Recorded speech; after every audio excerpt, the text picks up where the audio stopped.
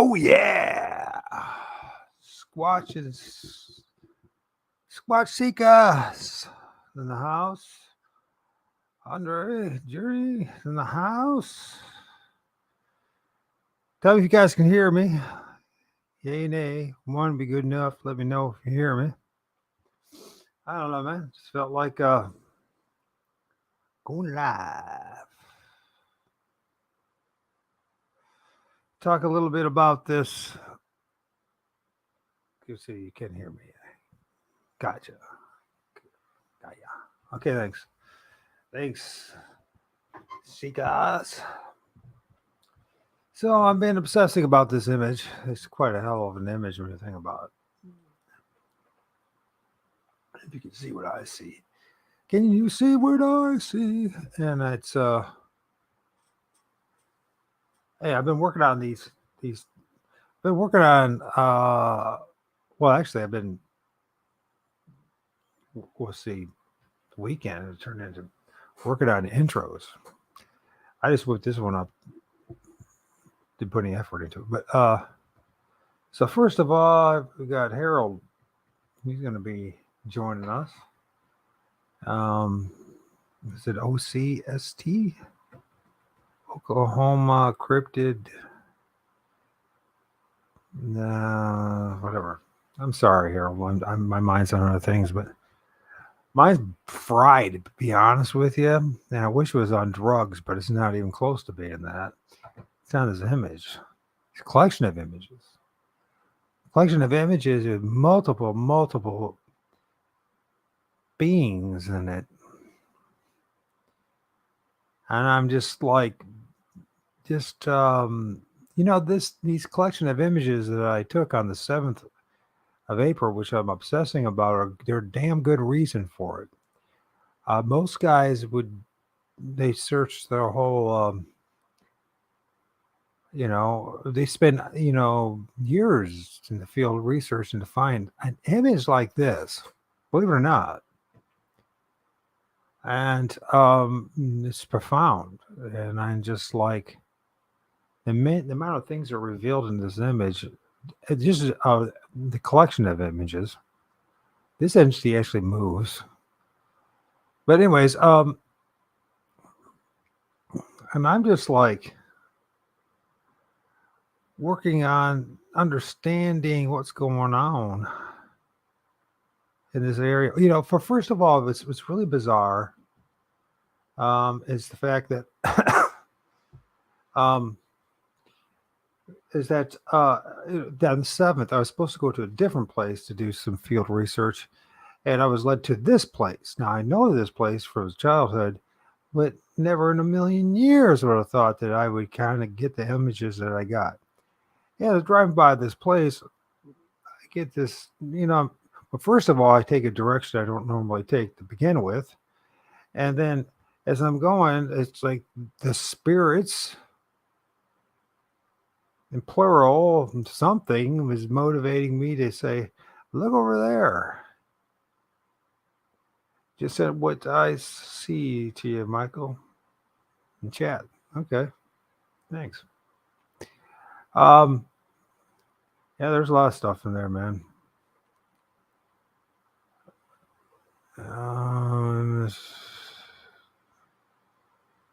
Let's see what we've got here. Exactly. That's the big dude I was looking at. But it's not just one dude. It's a bunch of dudes. But thank you. They're running on the same frequency, same wavelength, man.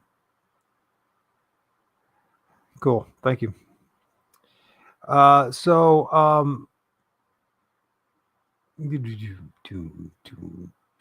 Is that it? So yeah, and it just motivated me to go there, right? And in a course of half an hour to 40 minutes, I got some of the best images that I ever gotten in that location. And all in 6 years. In 6 years. So, People might say there's no such thing as a spirit realm or the interdimensional realm or whatever. As Biggie said in that interview, you don't you say you believe in God, but you don't believe in spirits. You don't believe in Bigfoot. Well, anyways, I think not everything in the woods is Bigfoot, but a lot of them have big feet. I have no idea how I'm going to go with this, but there's a lot of things. So anyways, so it was led to this place, and it seems to always be the case. I'm kind of learning. It's taking time for me to realize this. It's not necessary how many times you go out in the field. It is what is important, at least for me in my interaction with these things and with the Most High, the Lord of all spirits, and God forbid anybody say anything about that. But if you really want to know how to have these images or have an interaction, I guarantee you're going to have 1,000 times, 1,000,000 times, a gazillion times more success if you talk to it, the Lord of all spirits, a spirit, the Lord of all spirits, than to these things. I guarantee you that. I'm not dismissing anything that one is doing, but I am saying that from my own personal experience that I work more hard on the images that I get than actually going out of the field. I mean, it's like 1,000%. I'm trying to figure out, sorry about trying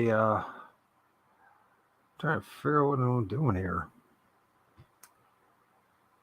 Well, first of all, I think I filmed a Wendigo. Wendigo? Is that how you pronounce that damn thing? And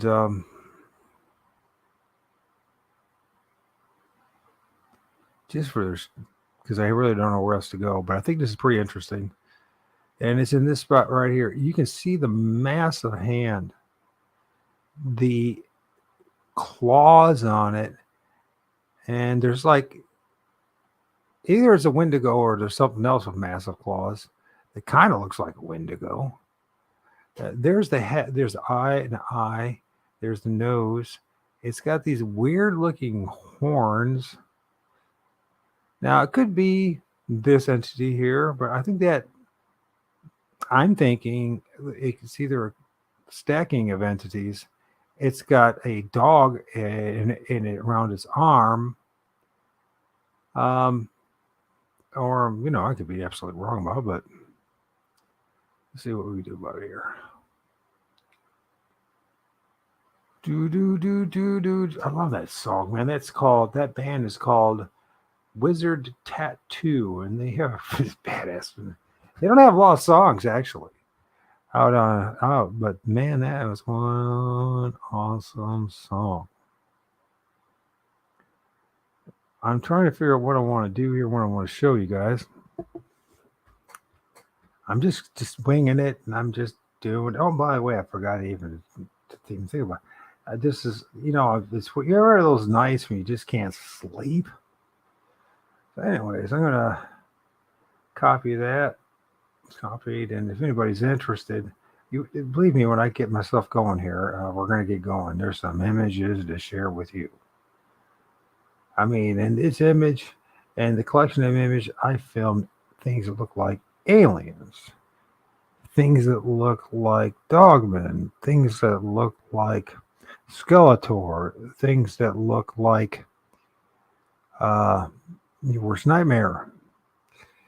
Now, I'm not saying, let's just be honest, well, they're not the prettiest of damn things in the world, and, not to say that I am, I mean, but you know what I'm saying. I mean, they're, yeah, there are certainly an eye to behold, that's for sure. They're,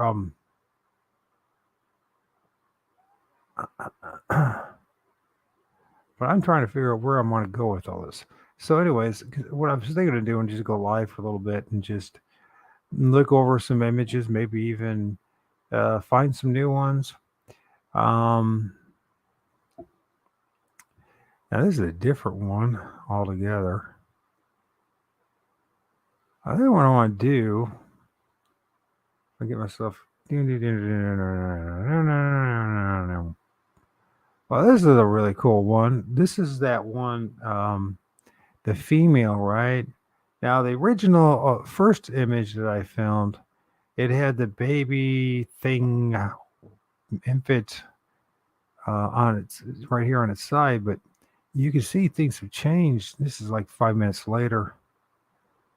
You can see that the eyes have been opened up on the female, and this baby's head is turned. It's facing me now. It's not its shoulder. That's actually some kind of infant. Anyways, I'm hoping that we have a few.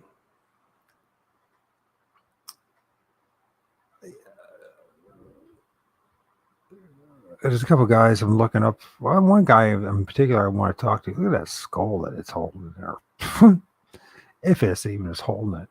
But it's just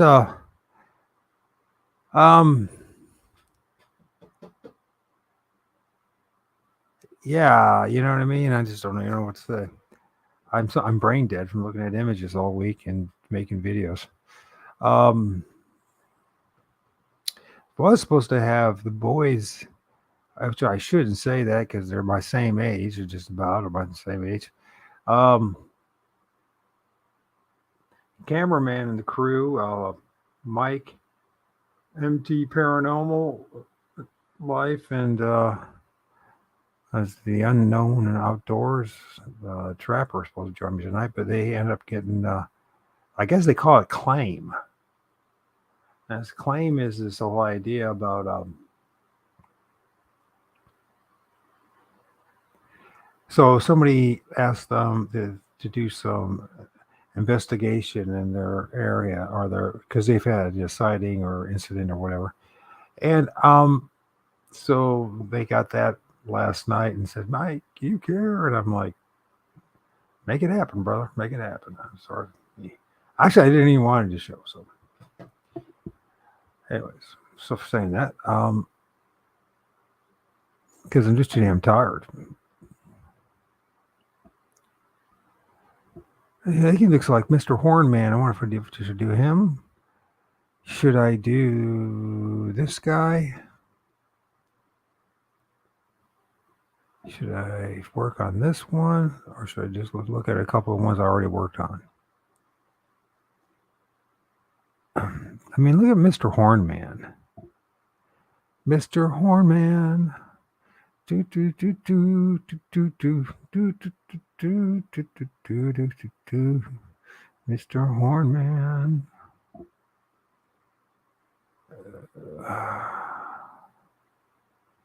I don't know if I'll be able to work on this or not. So, anyways, this electric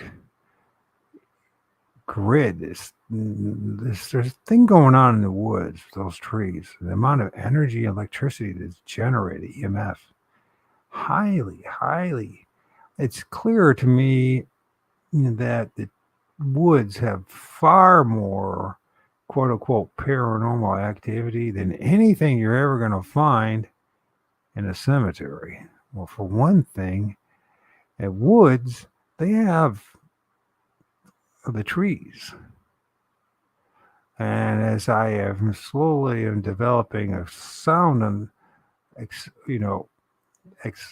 appreciation and understanding of the fact that the trees really are the corridor between the three worlds, that it makes a hell of a lot more sense. I mean, and plus they're living beings, they're sentients, they have all this energy they produce, whereas a tombstone really doesn't do much of anything. And so, yeah, it would make a lot more sense that in the woods you would see a spirit than you would in a cemetery, just because of what is necessary for them to manifest in the first place. I was talking to Mike about this, Mike from MT Paranormal Investigation. I asked him if he had some time whenever he could to reach out to me, and he reached out to me at 12:30 at night. And we were talking, and I was saying, Have you ever thought about, when you're having those interactions with those spirits and whatever with your spirit, your box and whatever the heck it's called? I don't know why I can't remember anything. I know why I'm brain dead from looking at images. But yeah, and it kept on asking stuff. And I wrote it down. This EVP thing, box thing, whatever, and I kept on talking about the woman and please stay back. I kept on asking, please stay back, please stay back, please stay back. And I was thinking, because no one's watching, so I guess it doesn't really matter. So I'll just think out loud, and maybe someone will watch. I don't think anybody watching me. Honestly, I don't think anybody thinks this. It's a shame. I think it's just me working out this stuff myself, and I think that's really is the journey. And for the truth is that at the end of the day, you will be the isolated hermit that I am, and that you will just do what you need to do and to find out the truth, and that most people just, they're just not interested in the truth. They're interested in other things, life and self. But yeah,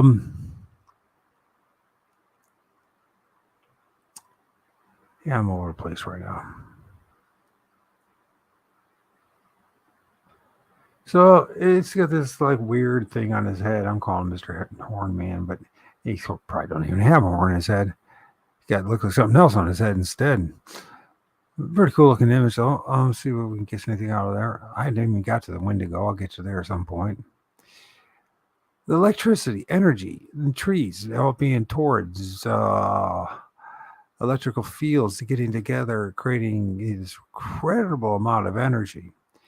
And when we ourselves, as human beings, we create our own toward our own energy field. And when our energy field interacts with their energy field, something happens to them. I think this is the reason why they keep their distance. First and foremost, is because if they don't keep their distance, then what happens is that they lose what little power that they have to even be in the realm at the time. And so it's necessary for them that we keep our distance, or else, you know what I'm saying? It's kind of like we zap their energy and drain their battery, kind of like what happens, how they drain the batteries of, say, flashlights and all that. We as well could do the same thing to them somehow, some way. This is all about this biofrequency, right? This biomagnetic, electric magnetic uh, toward field that we create. And we create these frequencies that affect them. That's why they try to keep their distance from, especially when they're doing their thing at night. And I think that's really what it is. I don't think they're afraid of us as far as, oh my God, they're going to shoot and kill me. You know what I mean? I don't think they even worry about that. I think what they worry about is the fact that, if we get too close to them, it like drains their batteries. Sheldon, what's going on, man? You might be the only one here. But thank you for joining. It's a late night show. Wasn't planning on doing it, Sheldon. I figured I'd talk about some of the images I've been looking at, some of the images I've been working on, what's going on in Site GR and my neck of the woods, figuratively speaking and literally. And there's more going on than meets the eye, and a lot more. So we're talking right now, or I'm talking about Sheldon, if you've missed it, anybody else, is this whole idea that I'm starting getting the impression that what happens is when we're around these ethereal beings, spirits, entities, because they are of energy and we are of energy, somehow our presence drains their batteries, if you will. It drains them and keeps them from actually, having that physical manifestation. I'm not saying it happens all the times, but I think for a lot of times that's what goes on. Because, you go to these places in the woods or whatever, there is activity going on, right? It's clear that there's activity going on. There's tree structures, tree leaves, all sorts of nonsense. But when human beings are around, it stops, or we don't go. You never see it. And I think the reason it is because we emit a certain amount of frequency that keeps them from manifesting in the flesh. And when you look at there's there's a couple ways of going about it, and most people don't like my suggestion. I guess is because we're afraid to talk to God and communicate with Him. You know what I mean? It's like, oh, come on, man, I don't want to talk about God. Jeez. We'll believe in Bigfoot, but not God. Or we'll believe in God, but we won't believe in Bigfoot. You know what I mean? It's, well, we'll believe in God, but we won't believe in spirits. Or I know a lot of people that, that's their thinking, and I understand where they're coming from, because it's, we are thinking, we have been so heavily indoctrinated through the public school system that we're under, and this really dark system that we live under. This world is not at all what they claim it to be. Not at all. I mean, they lied to us about everything from politics to just science to the medical field. It goes on and on and on. And of course, it's necessary for them to hold power. But another thing that they lied to us terribly about was these things that are all over the place in the woods. Now, people say, oh, that's because of the logging industry. And I don't really think so. I think that they were lied to us about these things because of what the potential is as far as them losing their own power. I do believe that they're interacting with some of these things. Maybe not the more malevolent ones, and they'll give them a certain amount of power, if you will, to manipulate us, to deceive us, and so that it can control us, so that they don't have to ever lift up a shovel or make cook a hamburger. You know what I mean? Or lift a hammer, because it's a lot of work. Hard work it drains you out of your body, man. It wiped me out, man. And so, anyways, there's some kind of entity here going on. This is his forehead. You see clear this is one of his eyes. Of course, the nose is missing in half, and then you go down there, and there's something going on. You call it a Bigfoot or not?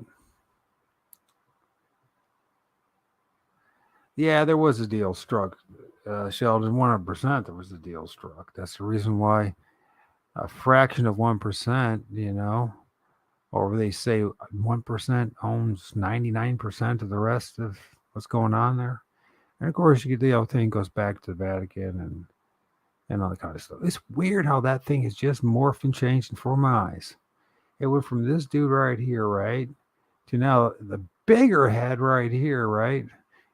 But if that's a head, then we're now dealing once again with the hands hiding the eyes. It's fascinating, this thing about these little black hands. These little black hands with their fingers, you can almost see the fingers, right? Always hiding the eyes or making it look like they're hiding eyes. I do think that there's something, they got some kind of, they're like the gardeners or some kind of they do something to help these things manifest, to be honest with you. Or keep them from manifesting.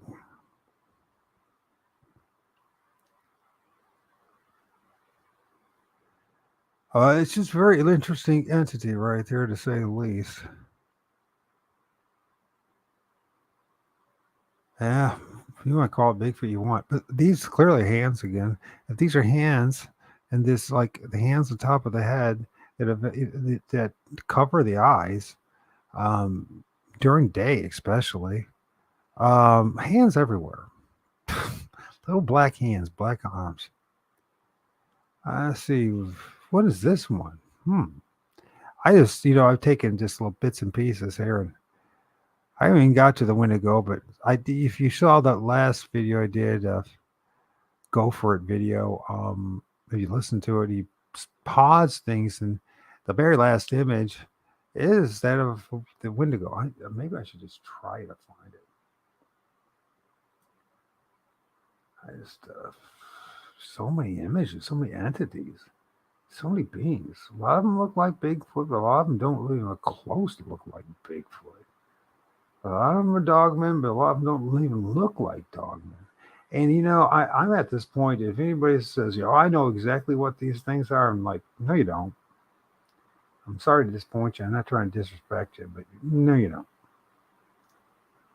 No, we don't know all these. When they shape shift like the way they do and change the way they do and alter the frequencies around us and the ether around us and the energy around us, there's no way definitively you can say that we know what any of this stuff is. Now, a lot of people don't like to hear that comment. I think it's maybe a pride thing. It's hard to accept the fact that you live your whole life in total freaking ignorance, even though you went to school and got yourself educated and indoctrinated. So look at this entity. Is it a hand? Is there a head in front of the hand? Probably both. I mean, the number of entities that are in the ether around this, and by the way, it definitely is the portal that is opened up. So look at this guy. And everyone sees something different, but I'll tell you what I see. Well, it could be a dog man, could be on his shoulder, but this is like the elbow, and there might be a head manifesting over it, the hand, but you can see the sharp claws on the thing, big paw, and there's the wrist, and I've been proven to be wrong, and this is the head, eye, and the nose. This looks like it's got some funky looking antlers. So what I think, my first guess in all this is, I'm looking at, and I can't say for sure, but I'm looking at a Wendigo with a dog man in front of it. The dog man's head is on its, basically resting where his wrist and his arm meet, right? That right there in that joint. So once again, this would be the dog man, maybe. But I'm not saying it is. It can actually be part of this entity. And then there's this head that does qualify. Oh, at least I've seen many a drawing and artist rendering of a Wendigo. So there's an eye and a nose and some funky looking branches that look an awful lot like funky antlers. And then if you go out and he gets paws and they got these 1, 2, 3, 4, 5, 6, maybe 7, maybe 6. I can't tell you definitively what's what. I haven't seen hands like this before though. And that looks like for sure a claw. That like could possibly a claw. I don't know about these two. This definitely looks like a claw. And something's going on here. Massive. Absolutely massive. Hey, Tar Man. Wow, that's it. Well, they say, is it? Well, it certainly fits what has been presented to us. I don't trust anybody at this point. Any of the experts, after everything that I've witnessed and seen, everything that I've experienced, the fact that I was able to film this stuff the way I've been able to film this stuff, I honestly think, Tarman, that we have been deceived at so many levels that I just like, okay, it could be a Wendigo, but I can't tell you 100% for sure I filmed a Wendigo because, first of all, these things shape shift. They change. But part of it's not them just shape shifting. When you see these things, there are multiple spirits and entities with them. They're never alone. Most of the time in the air or the ether, or you don't see it. You don't film it. But I have had this collection of images I filmed on the 7th. I mean, it's proven to me that these things are multiple layers. How they and I filmed it, and you can tweak the image for one entity to show up and another one to be, in the background and one in the foreground. And especially when you start to see, wow, these things really do not only stack up, but they also are like blending in with each other. I wonder sometimes, honestly, if they have some kind of relationship with the wind in the air itself, which I wouldn't be shocked at all of that matter. I mean, I know guys that from like Google Earth map or from the air, from these satellites and or satelloons, I should say, in the upper atmosphere, they're filming massive amounts of entities hovering around trees and forests and all that from above.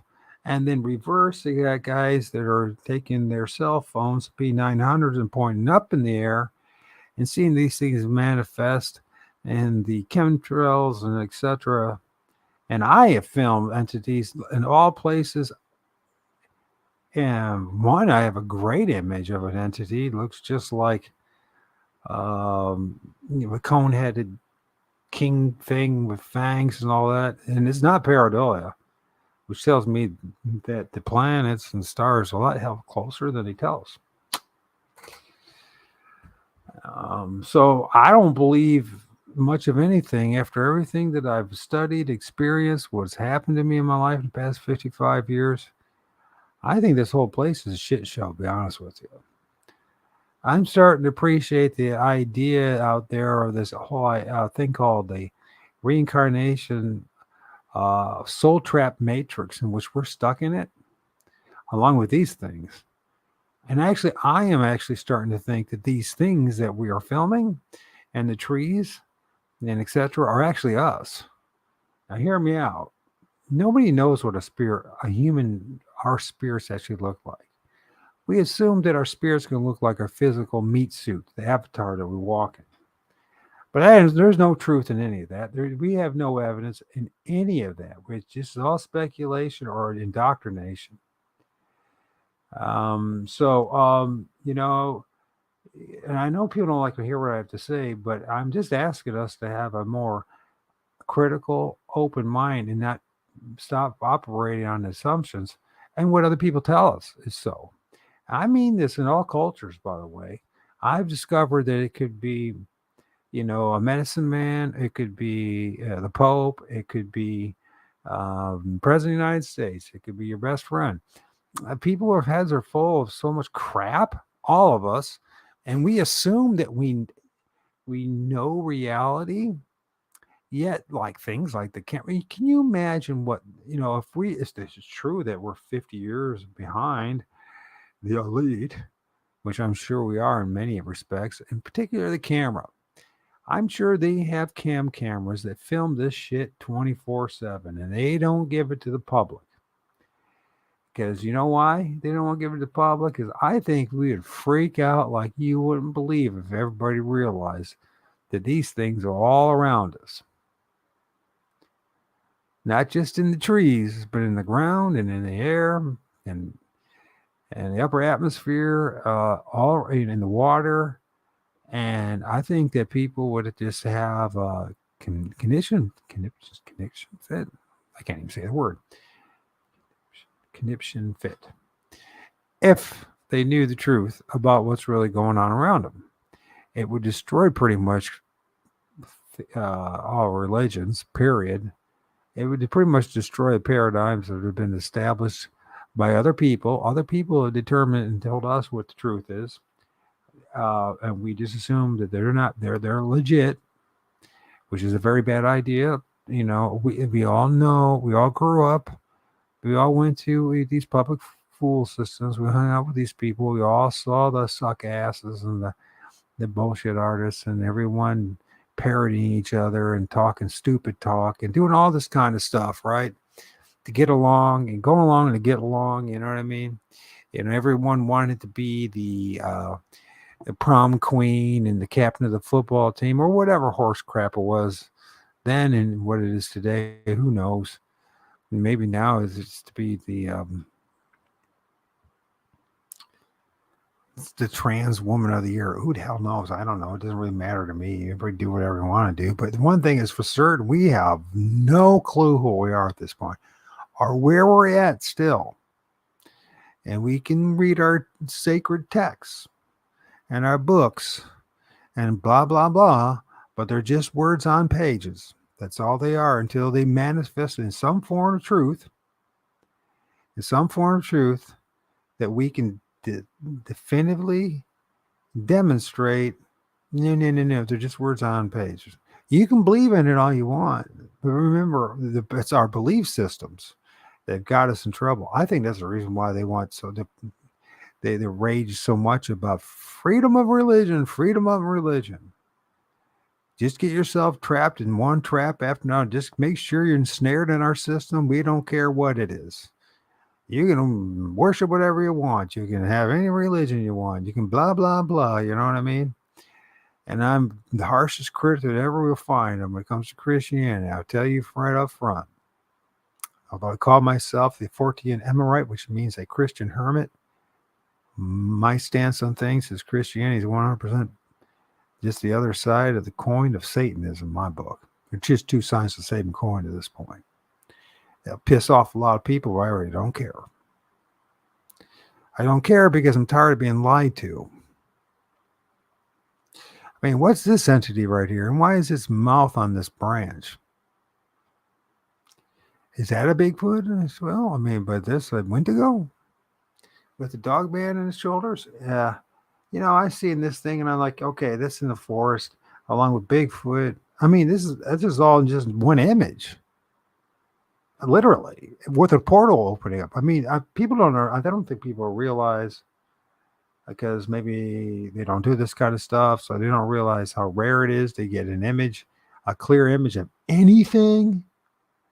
I mean that, of anything. It's always blobby and blurry, and this is, it's not perfect in any way, shape, or form, but it's one of the better images. I mean, you can clearly see there's some things in this image. And it's not, you cannot in any way honestly call it pareidolia. You have to say there's something there. What it is, I'm not sure, but there's something there or some things there. Now I'm going to rant and rave about this kind of stuff. Why? Because I'm more than interested in this. I think this is very much deeper. It's more deeper than I believe in Bigfoot or I believe in Dogman or I saw a Bigfoot or Dogman. I'm not saying anybody's encounters and their experience is not important.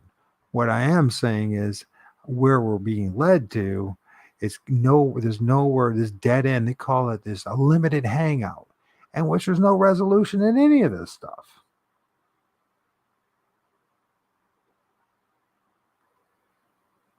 Thanks, my friend. Thanks, my brother. Sheldon, I appreciate that, man. Truly do appreciate that. I really do. You know,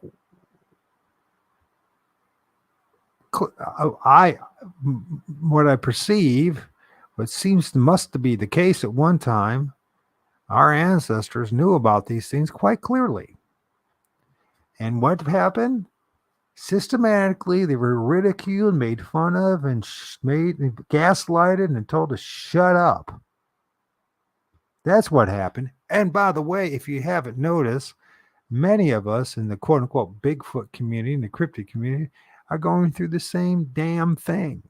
You find that in religion, in politics, and every walk of life. Just shut up and do what you're told.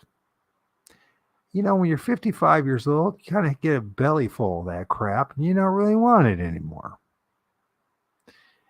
You know, when I was 20, I had a belly full of that. In fact, when I was 5 years old, I had a belly full of it. You know the reason why? It was not because I was rebellious, because I was, I could recognize I was being fed full of BS again. And after a while, I remember growing up as a Mormon. Oh my God. The only thing good about church was it was a great place to take a nap. Honestly. I remember fast and testimony meeting and the sacrament meeting, I'd just fall asleep. I could barely keep my eyes open.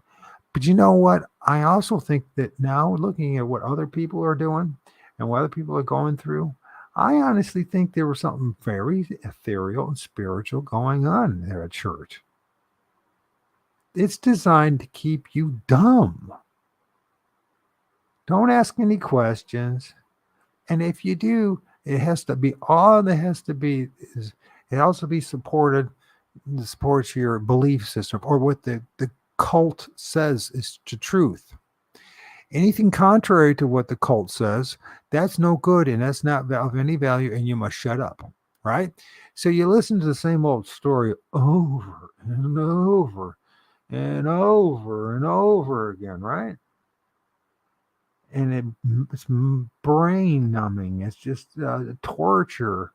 And parents think they're doing the right thing. Well, where else am I going to take my children? Look how terrible the world is out there. Well, yeah, maybe we ought to really reflect on the fact of what kind of society and culture we've created, where we have to take ourselves and our children to some institution of bullshit and lower learning in order to find any sense of morality or hope. I mean, we really live in a really screwed up world. And we can blame human beings all we want about it. But you know what? There's something else going on besides human beings.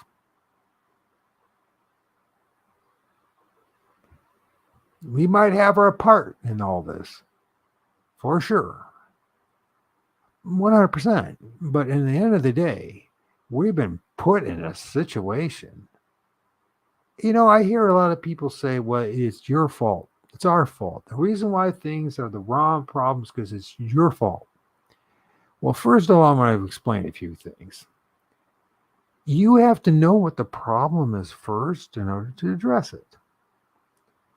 Now, they try to make it's our parents' fault or our fault, and then it goes on to society and blah, blah, blah, and blah, blah, blah, blah, blah, right? It's always our fault. Yet no one ever gives us alternatives. And when they're alternatives, they're just a variation of the same old damn thing. Different words, but the same old storylines. You're bad. You must change. And I'm just like, you know what? The reason probably why we screw up so bad and make such bad decisions is because we're force fed a bunch of bullshit, and then we have to spend the rest of our life trying to cope with it. The first 20 years of your life, you're learning to survive that 20 years. And then it's the next 20 years is to deal with and to overcome the first 20 years. And then the next 40 years, you're reflecting upon the first 40 years. And so by the time it's all said and done, only thing you got anything accomplished is you became a useful tool to the system, made some kids, which are awesome. That's one benefit in life, obviously. Maybe you're lucky enough to even hold on to a relationship and a marriage. Or maybe it's not even a lucky thing. Maybe it's the nightmare of a lifetime. I have no idea. I know one thing is that this whole system is designed to produce a whole bunch of things of what Robert Monroe was told by the spirits in the spirit realm is called loosh. And we seem to be factories of loosh that feed these entities. I do believe that these entities, they feed off our fears. This now goes back to this whole thing about what's going on in the woods and our own presence. When we are demonstrating that we're not afraid in the woods, that we're showing courage, or we're overcoming our fear, what's up, Biggie? If you want to join the conversation, it is open. It's in the very beginning of the chat. You can just follow the directions if you want. So we are basically small batteries producing loose. In particular, if they get the feed on our the negative frequencies, then instead of the positive, right? And then, they can benefit from. But when you're in a more positive state, if something happens, and one of the positive states would be lack of fear. When you're like I was watching Mike of MT Paranormal from last week in his shows, and the entity kept on asking him to stay back. And I was talking to Mike last night about this, and I said, it seems very clear to me that the issue is not that they're afraid of you. What they don't want is the fact that you get too close to drain their energy. Now, the thing was interacting with his electronics and stuff like that.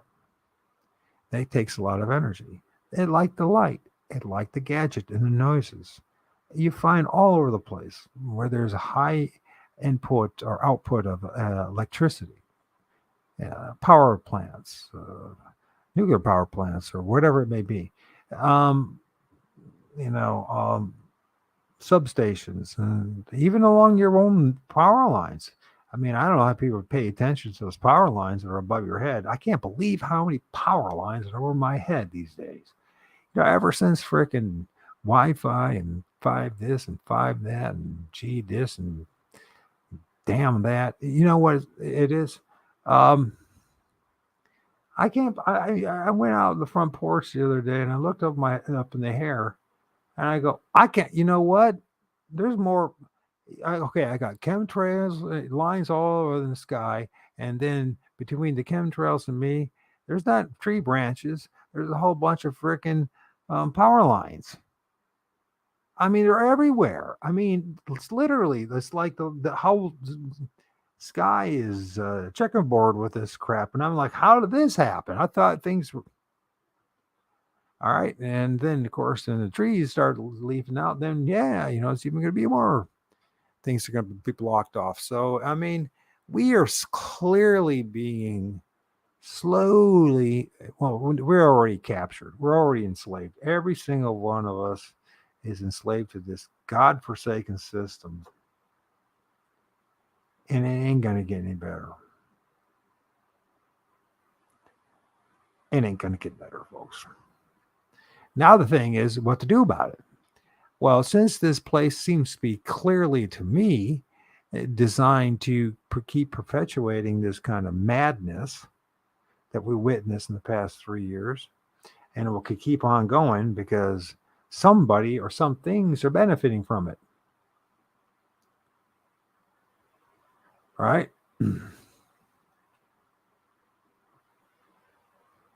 Oh yeah, it's fine. It's up to him, man. It's I got plenty to say and plenty to share. So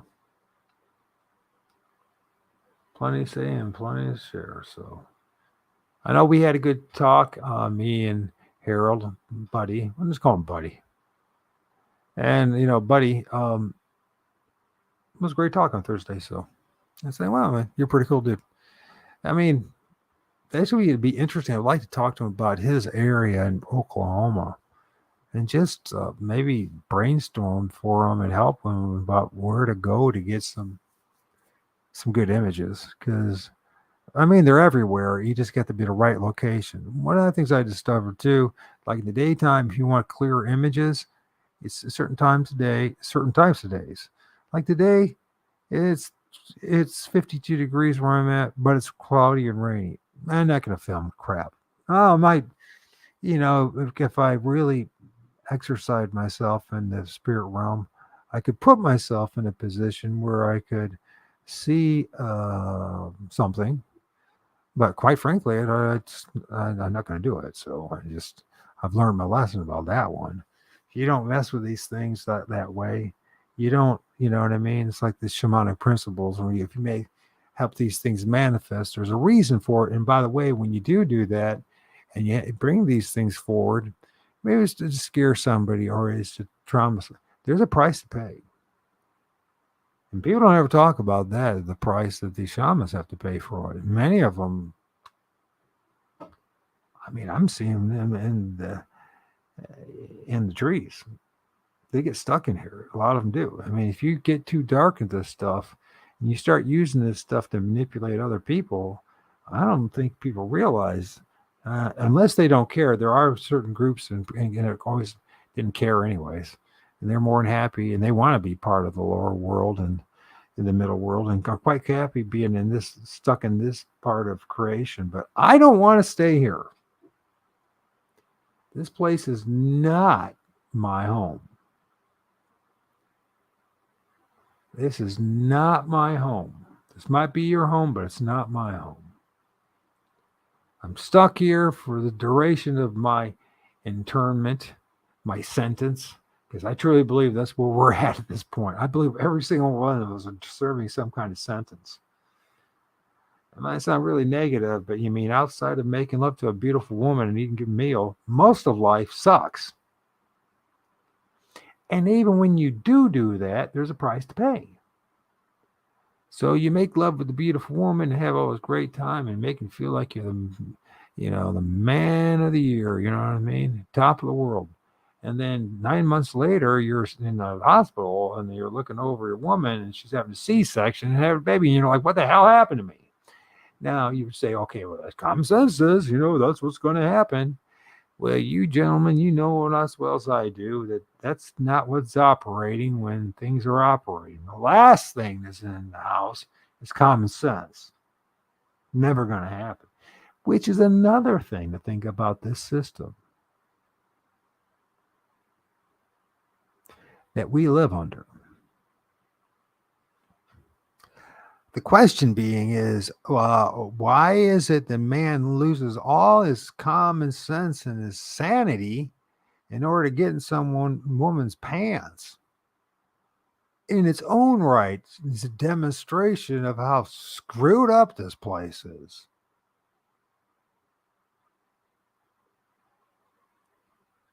Honestly, now you get the woman of your dreams and that works out. Great, I'm happy for you. But for a lot of us, that don't happen. A lot of us, it ends up, a few years later, she's got the house, the cottage, and everything else.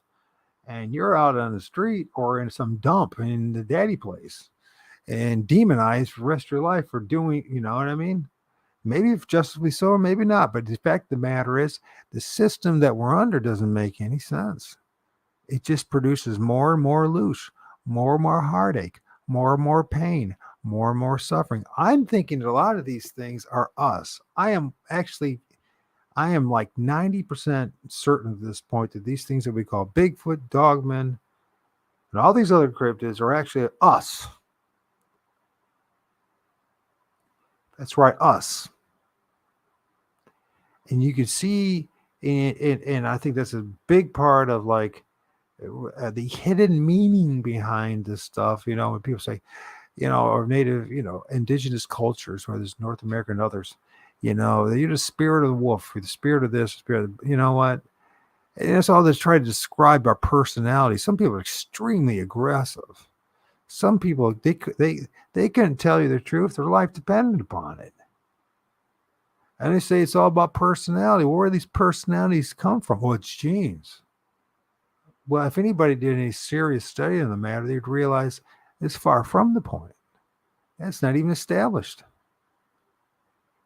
And many, many, many well-established scientists have spent many, many years on this topic of genes and et cetera, and all that, and how it influences human behavior. They realize there's something else going on here. It doesn't add up. How can you all come from the same gene pool and one guy is the coolest dude there ever was, and the other guys, you know what I mean? He's ready to screw you over and screw your girlfriend and if you could, even your mom, and he's your brother. Think about what I'm saying here, folks. You might say, well, what does anything this have to do with cryptids and Bigfoot? I think it has a lot to do with it. If you haven't figured it out already, this is us in the spirit realm. We're here. Listen, I've seen videos. Oh, there's one that I just will never forget, and it's not doctored and it's not CGI. It's flat up legit. Of a dude, he's drunk and he passes out. No, he gets hit by lightning. That's the one I shared in one of my videos. And a freaking Bigfoot spirit pops out of him and picks him up and drags him off.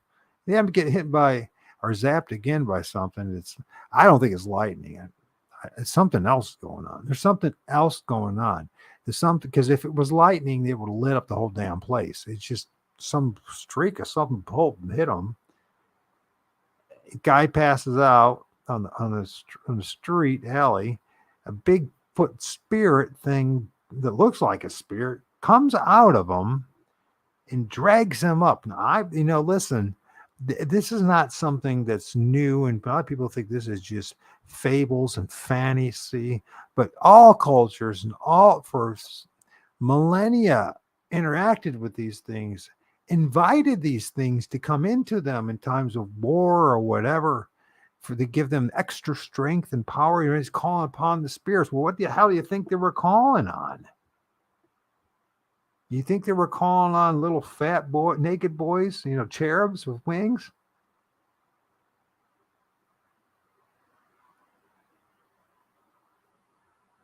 I think it's time to get real about a lot of stuff. And as far as this and going to the next level of understanding this stuff, and one thing, I mean, we got to throw out pretty much the baby and the bathwater when it comes to the scripted BS and what's been going on and who's been the main narrators and captains of the sinking ship. Now I know I'm going to piss off a lot of people, but I really don't care. You know why I don't care? Because I have spent 50 freaking 5 years in this dungeon being lied to about just about everything. And it's not just me, it's you too. The only difference is, it seems with me, is I don't have a problem belly aching about it and saying, do something about it. First thing, in order to do anything about anything, you got to recognize the fact that the circumstances and the problem that you're under or dealing with. Are these things demons? I don't think so. The more and more I study this stuff, the more and more I don't need to have a shaman. I don't need to have anyone else tell me this. I'm connected to the Lord of our spirits already. Why? Not because I'm a good person or because I'm great or special. I just bother to talk to this thing we call the Lord of all spirits, the overlord, the creator. You know what I mean? I bother to talk to it. And it reveals things to me. Throw out all the religion BS. Because it is BS, I guarantee you. It's all designed to ensnare you to keep you from what I just said. I don't want to hear this. I don't believe in God. I don't believe. You know what? How about this? You know what? I didn't believe it either until I bothered to try. Now, I did the religious thing and prayed to Jesus, this, that, and the other, right? And then something happened. I was reading the book of Enoch, and Enoch, he was talking and calling upon the name of the Lord of all spirits. So I said, what the hell? And nothing else is working. So I called upon the Lord of all spirits. I'll be damned. Things started happening.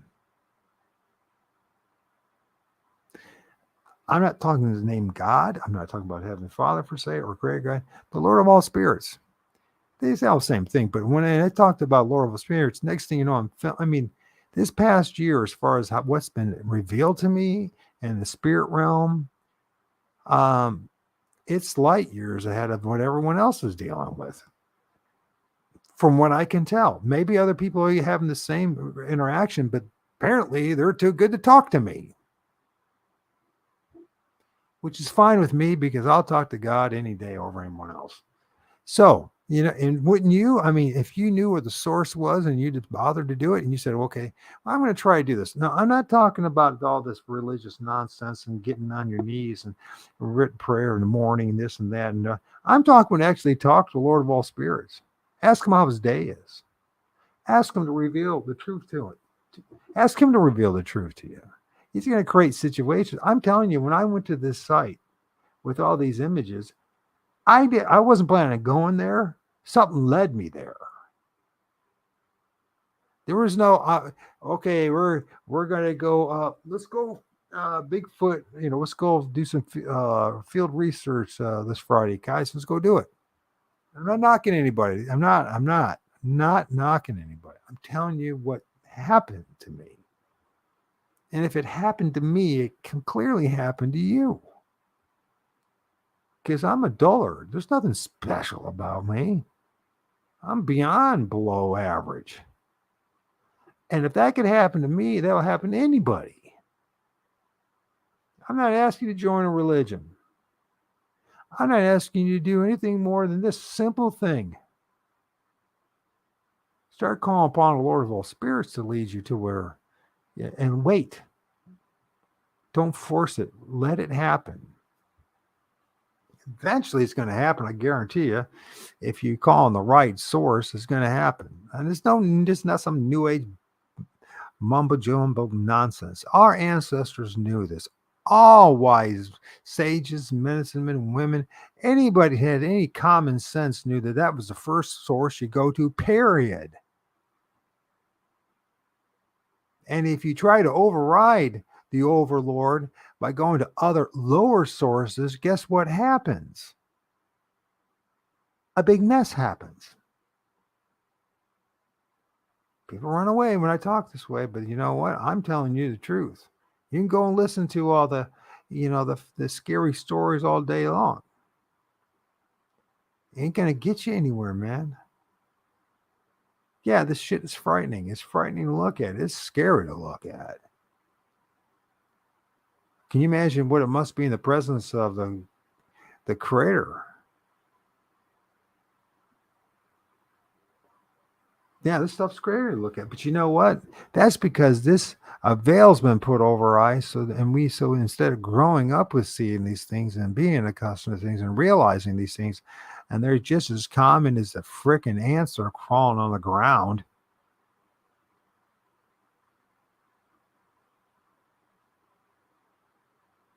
Just as we are. Now you can disagree with me all you want. That's quite reasonable, by the way. I just asked you to challenge me. Now, challenging me, leafing through a book is not going to work, man.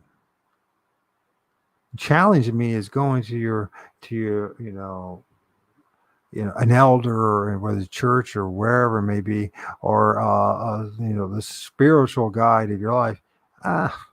This ain't gonna work. You're just barfing out. You're just regurgitating, parroting what somebody else has told you is the truth. I mean, look at that freaking hand. It's actually got a freaking head on it.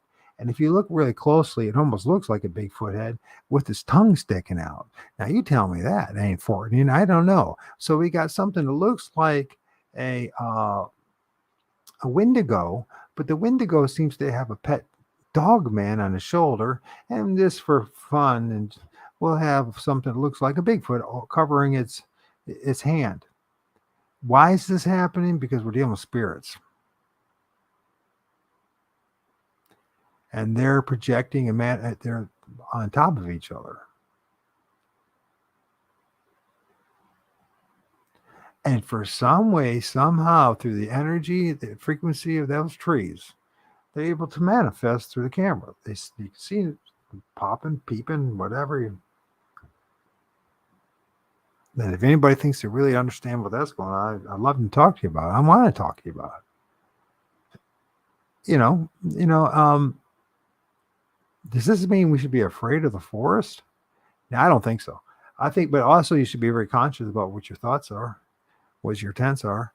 And here's another thing too. I remember as a young man tromping around the woods and all the crazy thoughts I had,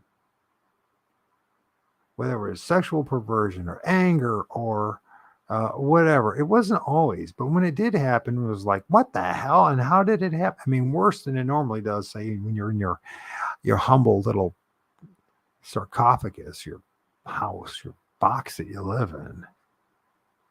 How come we have to live in a box anyways? What's wrong with this creation?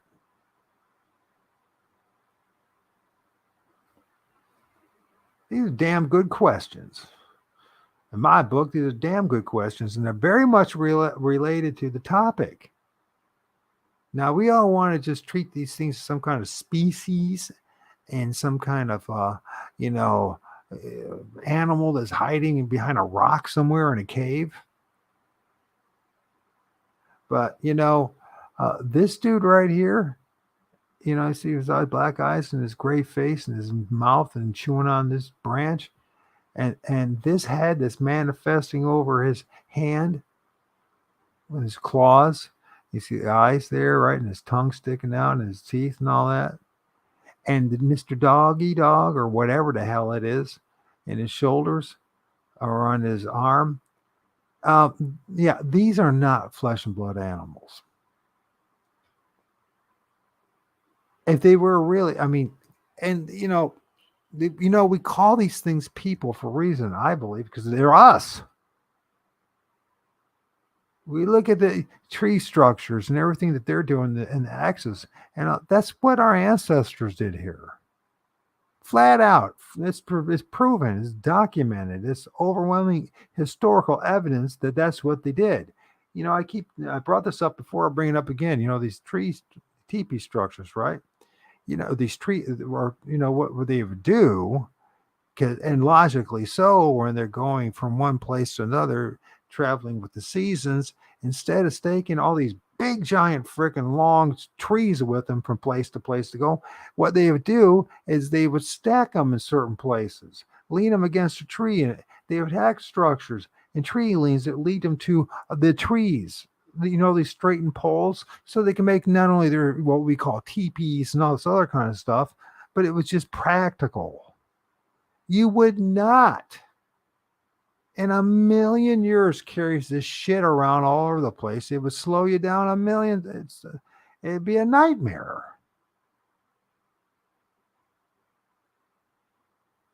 We can't talk this way, though. Why can't we talk this way? Because that's the truth. And whenever we get close to the truth about something, everyone and their mother gets pissed off and everyone runs away. Why is that? Why the hell is that? Sheldon, why is that?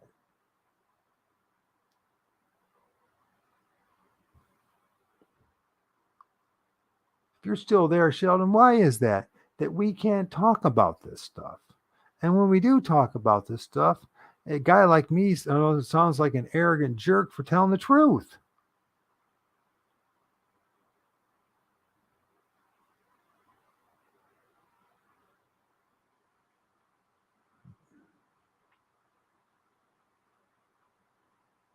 Yeah, I guess I got a little pent up frustration and anger, huh?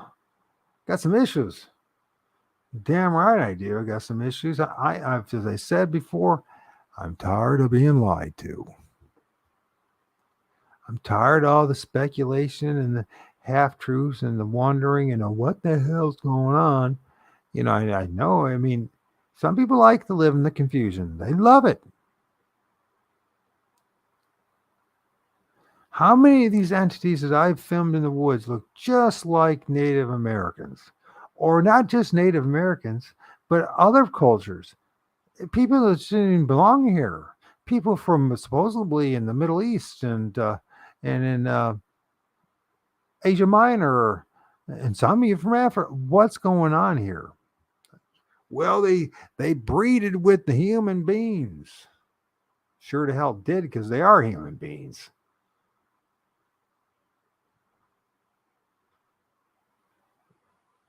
Look at this dude in this tree right here. He's massive. He's covering a whole bunch of entities, but it looks like, and those entities also are. Look at that. Was it Squatch Seeker pointed this out? I wanted to point. Look at that guy. Look at him. He's like a freaking rock star. By the way, he's not the only one here. Check out this guy. Look at this badass. How many spirits do I have that look like this? And they got this long black hair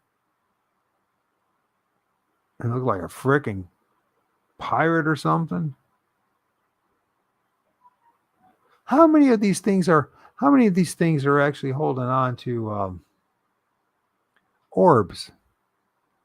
Oh, I got one that looks just like I found one. Looks just like a cockatrice with an orb in his mouth. I'm not making this shit up. Look how badass that dude's cool, man. He is cool looking, man.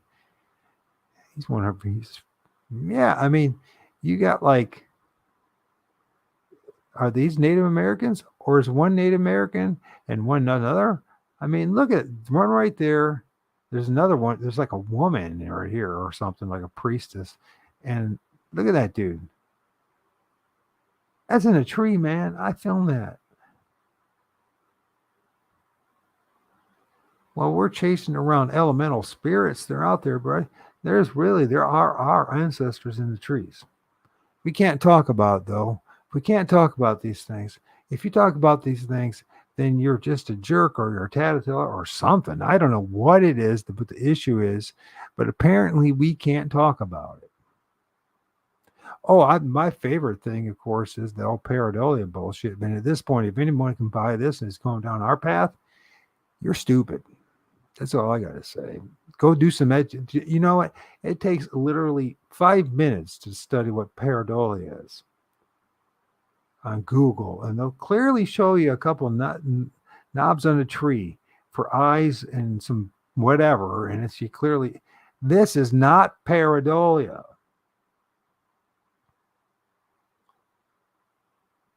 It's our ancestors. We can't accept it. We cannot accept the fact that some of us spiritually don't look like human beings. Knowing who I am, I'm probably some jackal or I don't know what the hell I'm. I mean, I got a mean bark. I do, don't I? I have a bit of a forked tongue, some people would say, because I'm willing to speak the truth. See, I don't really care if anyone likes me. I'd love if everybody loved me, but I also live lifelong to know that if everyone liked me, there was something wrong going on. There's some serious issues going on if I'm liked by everybody, because the guys and the gals who are liked by everybody are like the worst human beings in the world. And for some reason, we can't. We talk about discernment. I think that's the funniest thing. And everyone has discernment, right? I'll tell you one, after 55 years, I have a little bit of discernment, and I truly believe that 99% of us are just full of bullshit. Most of the time, I am that case too. But at least I'm honest to say it. At least I'm honest to be able to say, you know what? My head's full of bullshit. What comes out of my mouth is full of bullshit. But I know what I'm looking at right now in that tree is two really amazing spiritual entities that look extremely human and are not Sasquatch. They're us. Or maybe Sasquatch is what it really means and hidden. They're us. There must have been some badasses back then. It was an amazing amount of power and strength. I'm not talking about them. I doubt if they were even more than 5'5". But you know what? They had the authority, they had the truth within them, they had the power within them, that they walked on this earth like giants. You understand? You and I could be that. We can walk on this earth, this plane of existence, like giants. How's that going to be? Well, first, it's through integrity, honesty, and going straight to the Lord of all spirits. And what do? We do his will, not our will. Now, here's the irony of ironies is the Lord of all spirits didn't tell me to go become a Christian or be some religious fanatic or start a job or a family or not. He didn't tell me anything. He just put everything in right before me. Like I said in the very beginning, why did I end up going to this site? Because I was led to this site. Did I have plans to go to the site? No, I wasn't even thinking. In fact, I didn't even consider this place a site.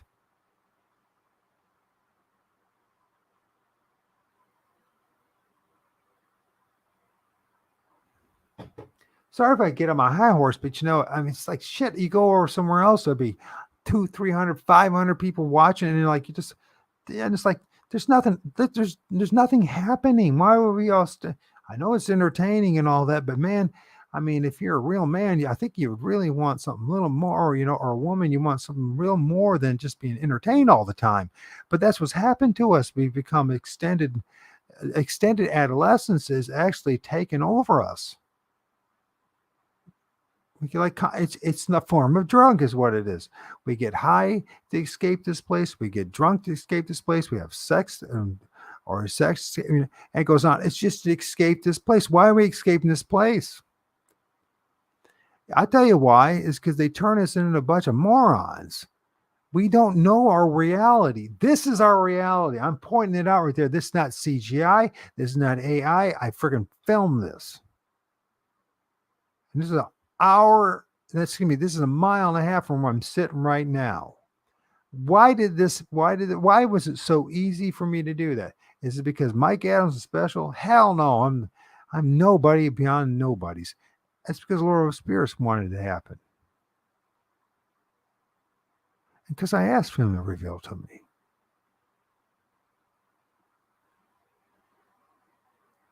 Now, at some point, we have to get honest about shit because this is not about religion. This is about reality. This is not my opinion that these entities are in that damn tree. I did not. It's not my opinion. It's there in front of you. It's my face. And I haven't been able to do a damn thing since the 7th. Excuse me, it was the 7th, it's about like the 12th when I started looking at the images. And I was shocked in what I'm looking at. And it all happened in the course of a day or two. And that's after 6 years. And by the way, one of the things that changed my life was I stopped reading the Bible. I stopped pushing religion on people. I stopped pretending that I knew what the hell I was talking about. And I threw up my arms and I said, okay, Lord of all spirits, if you're real, if you ain't going to tell me the truth, nobody's going to tell me the truth. And this life is nothing but a fucking waste of time.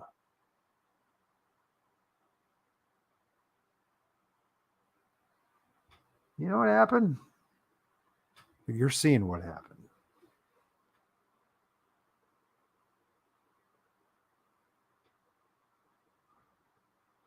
So everyone else is trying to start and have their little following and become some cult of personality figure. I want to tell you something. You know what? This shit is real. It's more than real. And it's more than just some fuzzy little images. It's fucking real.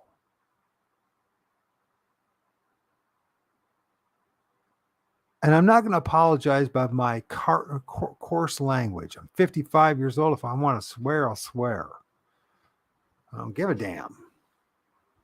If I want to swear, I'm going to swear. And you can say all day, the Spirit of God's not with you. Look at he's saying the F word. You go, come on. At this point, I don't want to hear anybody's bullshit. Honestly, I'm looking at this. I'm looking at, Bigfoot and an infant. Oh no, by the way, Biggie's still here. That infant freaking changes and moves. You can see its eyes, mama, and you see infants now looking at me. It's 5 minutes later. Oh, and look at that one with his big, nice black eyes. Can you imagine staring at an entity with those kind of eyes? If you would have stared at an entity like that with those kind of eyes, at first, you know what? Those eyes are so powerful that you would pretty much just stop and go, wow. Almost in a seducing kind of way. Not probably, God knows how screwed up we are. We probably would be. People probably want to hump the damn thing. But you know what?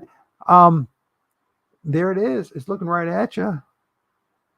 That video I shared with you guys, if you'd stop it and actually look, I know it's fast paced, couple minutes, but you pause it and listen to the message. It's a message to anybody who wants to know the truth and wants to be sincere and honest to who they are and be authentic.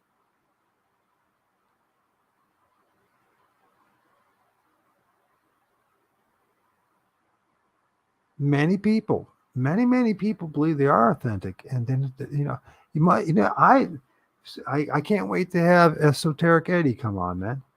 I think he's like half Mexican and something else, but he's smartest dude I ever heard in my life, and he's half my age.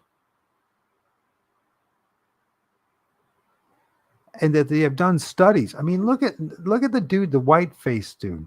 Look at him. You can see his face. You can see his eyes. He's sticking out like a sore thumb. I should have, Sheldon, we should have 2,000 people watching this. You know that? How's this not happening? Because you know why? Because the Lord of all spirits doesn't want these people to know this. This message is only for his chosen. This is not to become some cult member. This is not to feel you're better than anybody. I'm putting this out here because this is what he told me to do. Because if it was about having a popularity contest, I'd change my attitude and my tone of voice, and I'd be sucking up to every damn person there ever was.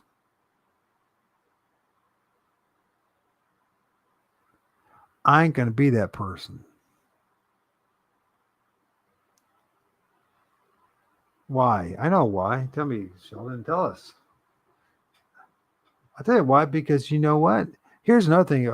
Yeah, most people don't realize this, but you might be one of those people that has an internal dialogue going on in your head, right? You're talking to somebody, you have an argument with yourself or with somebody that you heard said something that pissed you off or whatever. Most people they did research on this, and I don't know how true it is, but the research suggests, or they say they did the research, that half the population doesn't have that internal dialogue at all. They really are zombies already.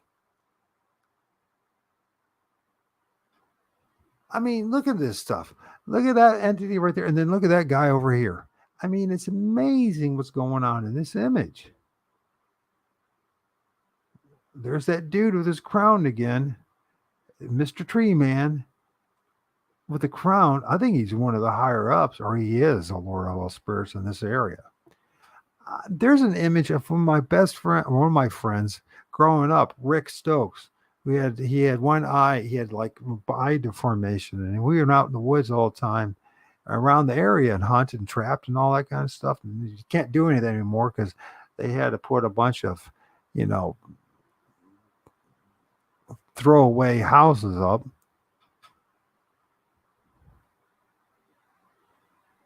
I don't know if he's still alive or not, but man, that spirit looked just like my friend Jim. Did I say Jim? Rick Stokes. Rick. Sorry, Rick, if you're still listening.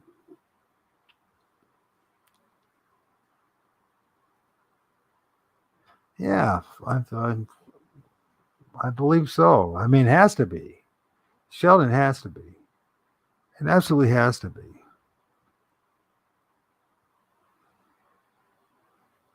I mean, people just run.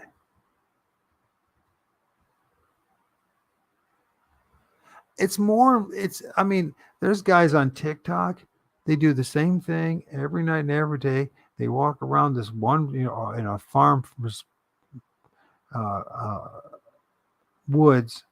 And, oh my gosh, what's that? What's that? Look at the flashlight. What's that? What's that? What's that? And I'm like, I can't believe people can't realize what's being done to them. And the worst victim of all is the guy that's going around feeding his ego, thinking, "Hey, what's that? What's that? What's that?" I'm telling you, you want to see a Bigfoot? You want to see a Bigfoot? Anybody want to see a Bigfoot? Guess who's going to let you see the Bigfoot?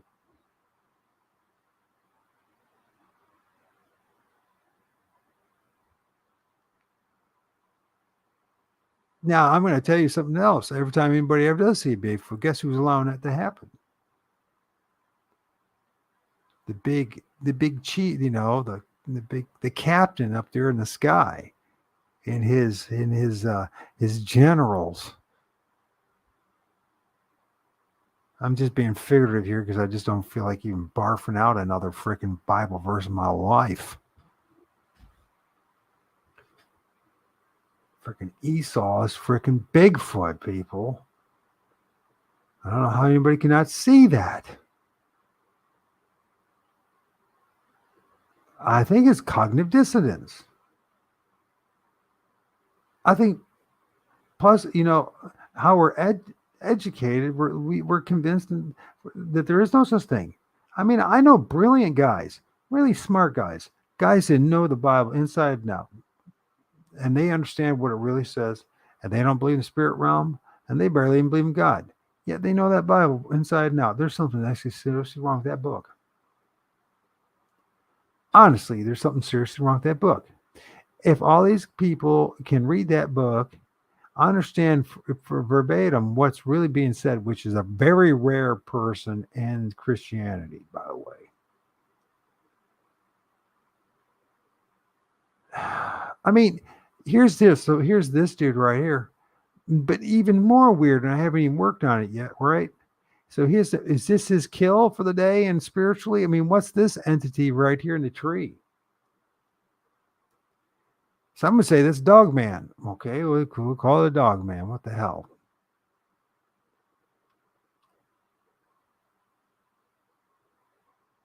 Look at his ears, his eyes. Of course, he's chewing on a branch so to get his energy from this tree. Is emitting a whole bunch of energy, and if you look all around it, there's all sorts of entities in there. I haven't even worked on this one, but I guarantee if I worked on the bottom half of this, you'll be able to pull out this entity right here. This thing that looks like it's a raccoon or a dog man. It's not a. I mean, if it is a raccoon, this branch is piercing right through his back. So, God forbid that's a raccoon, and it ain't freaking pareidolia.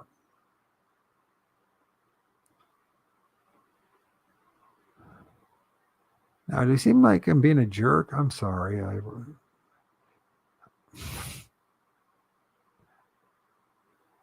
So, anyways, let's look at this guy. So this guy, I saw him. I thought he was a really interesting one.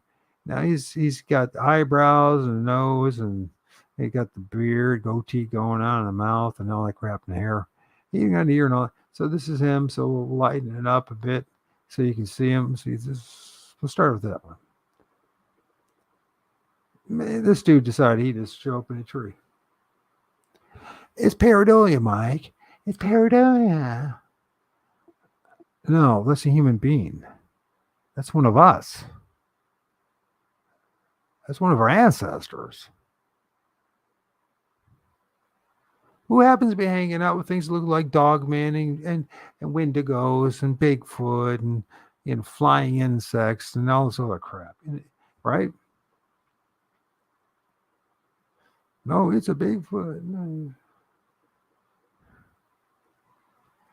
I honestly think at this point, if your Bigfoot research doesn't lead you to this point, and maybe you're very early in your true, journey.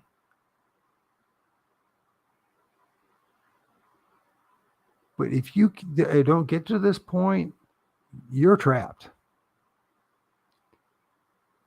So, you got his little hand around here, he got his hand here.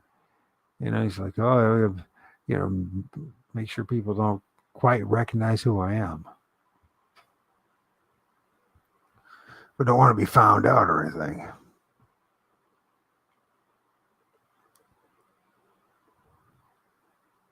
That guy right there is so badass. This is one of the coolest images, and there's a better one, actually. Lots of better ones. But this one saw it right here. There was so much going on in this tree right here. It's just amazing. It's in that video, and it's like, I get 6 likes, and nobody knows what the hell they're looking at. So you got this one right here with his black eyes. It's a dog man. Okay, it's a dog man. What the hell? You know as well as I do. You don't know. You don't know what it is. So they got this guy right here. Look how big. He's got his arm right here. Look at that. He's got his paws right here. You see this? And then there's Lord of all spirits right there with his crown and all that. But let's forget about that for now. Let's look at this dude right here. There's his nose, his mouth, and his teeth. He's got big old paws. If that's his paws at all. We go down a little. Of course, we got things going on outside. Look at that. It's a beautiful image of whatever the hell this thing with his black eyes. Some would call that a Sasquatch. Some would call it a Bigfoot. I bet you it's neither one of those things. Or a dog man. I bet you anything is it. There's a very pinkish looking person. Then there's something going on here.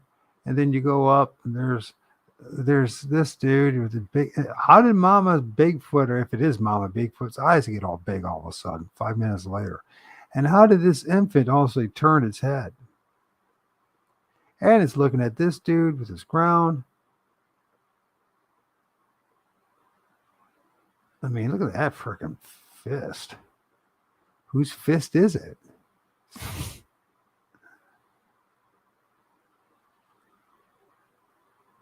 I mean, that's such a cool. Look how that. You see, it's not clear enough. I'm sorry. It's a spirit. I can't help it. They don't. You know. I'm sorry. They just don't sit around for family photos. They just don't do it. And they're not going to do it for me. And they're not going to do it for you.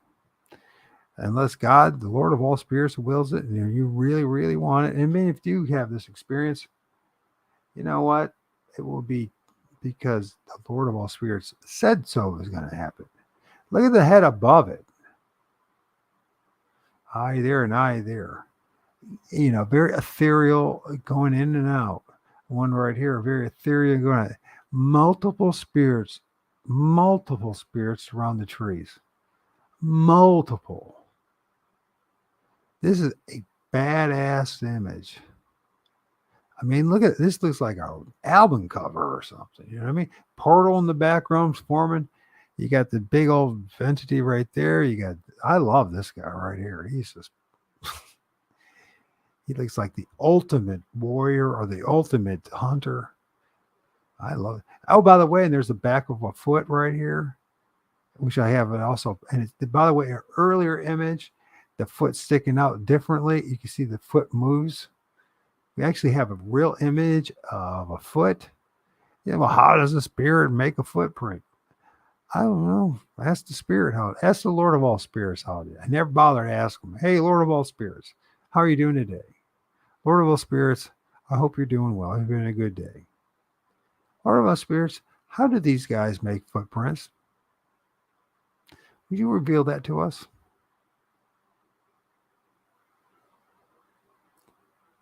And if you don't want to do it, you're still Lord of all spirits, and so is. Help us do your will. And help us to realize it's not going to church on Sunday. So, anyways, so you get this big, massive dude right here, right? There's another one right here. But this dude, I mean, I wish I didn't have that it doesn't block too much, but I wish he was more manifest because he's got like the jet black hair. He's got like one hell of a set of hair. Look at that black hair, and it flows over here.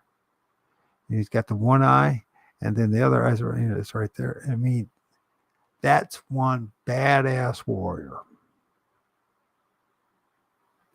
That's what it is. It's not Bigfoot. That's a human being. That's one of us. And that's right. They hang out with the quote unquote Bigfoot and the dogmen and the Wendigos and the little people because we're all them. They are us. When we say they're people, it's because they're us. No, it can't be so. My pastor said otherwise. The priest said otherwise. Well, you know what? You live in a culture of liars.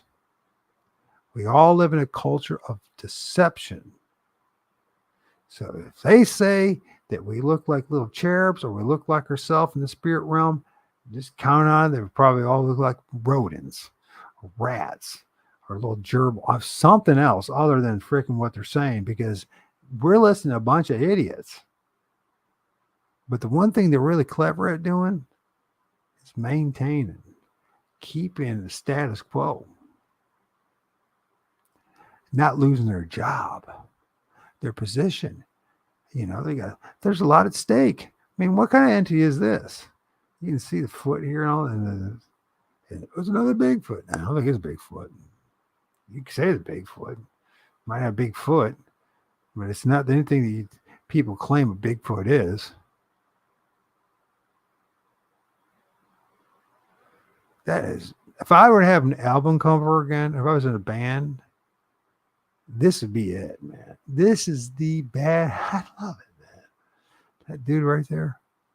Anyways, I always get to this cockatrice, this thing that's I got a mouth around as an orb. Yeah. So I have to go see a doctor in the morning. For my MS. And then it's not gonna be I've been let's put life has been on hold because of these images.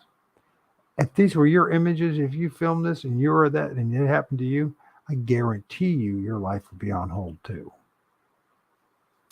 You would be going, what the hell am I looking at? I spend hours upon hours looking at these images trying to figure out what the hell I'm looking at.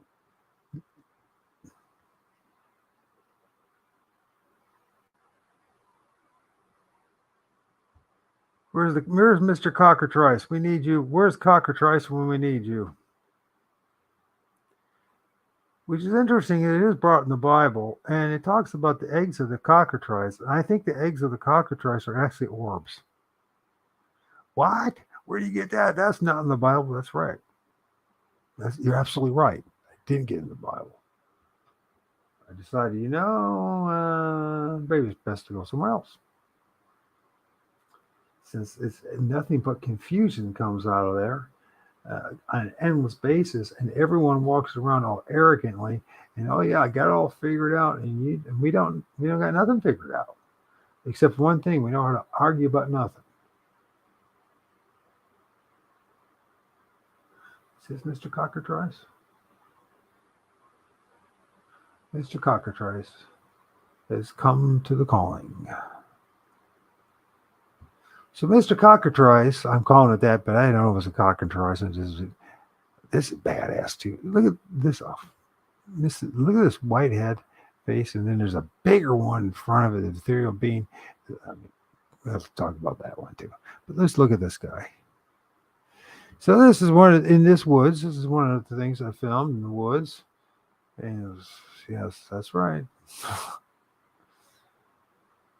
And let's look at this. So he's got like this thing on his head.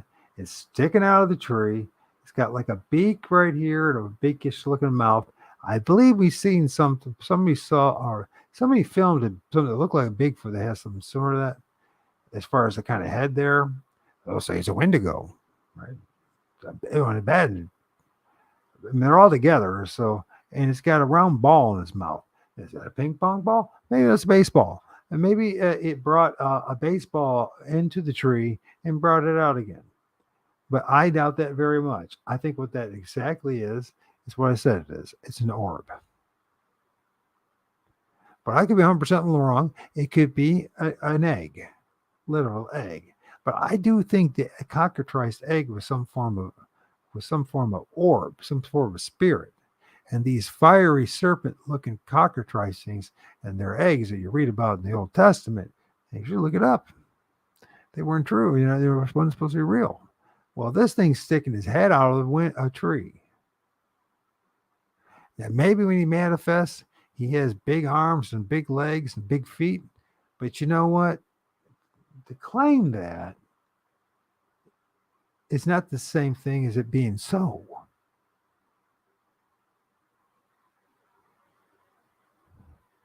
If this journey doesn't humble the shit out of you and realize how little you know and how little of you are as far as your position and status in this place,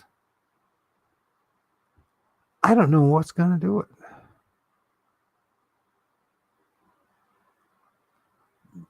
There's no animal in my neck of the woods, figuratively speaking, that looks like that can pop his head out of the tree and have his big mouthful of looks like a giant golf ball or baseball or softball, or God knows what it is.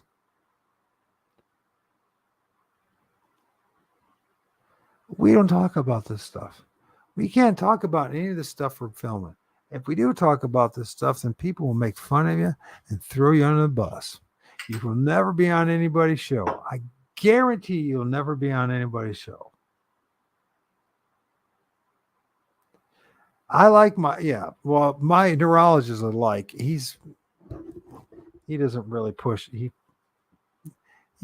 like him. So actually, for a long time, he's from Pakistan. He has a farm over there. And when I was healthy enough, when I had my wildflower gardens, I would harvest up my seeds and I give them to him. So he has a whole bunch of my wildflowers in his garden. And did I say that? I'd probably get in trouble for actually transporting something good overseas. My God forbid we do anything decent like that.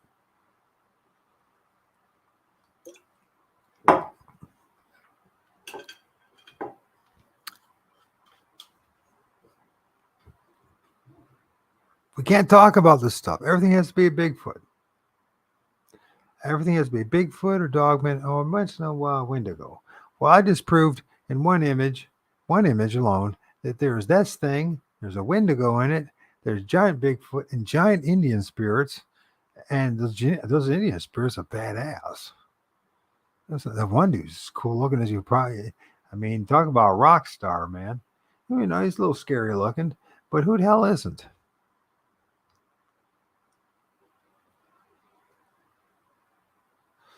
Yeah.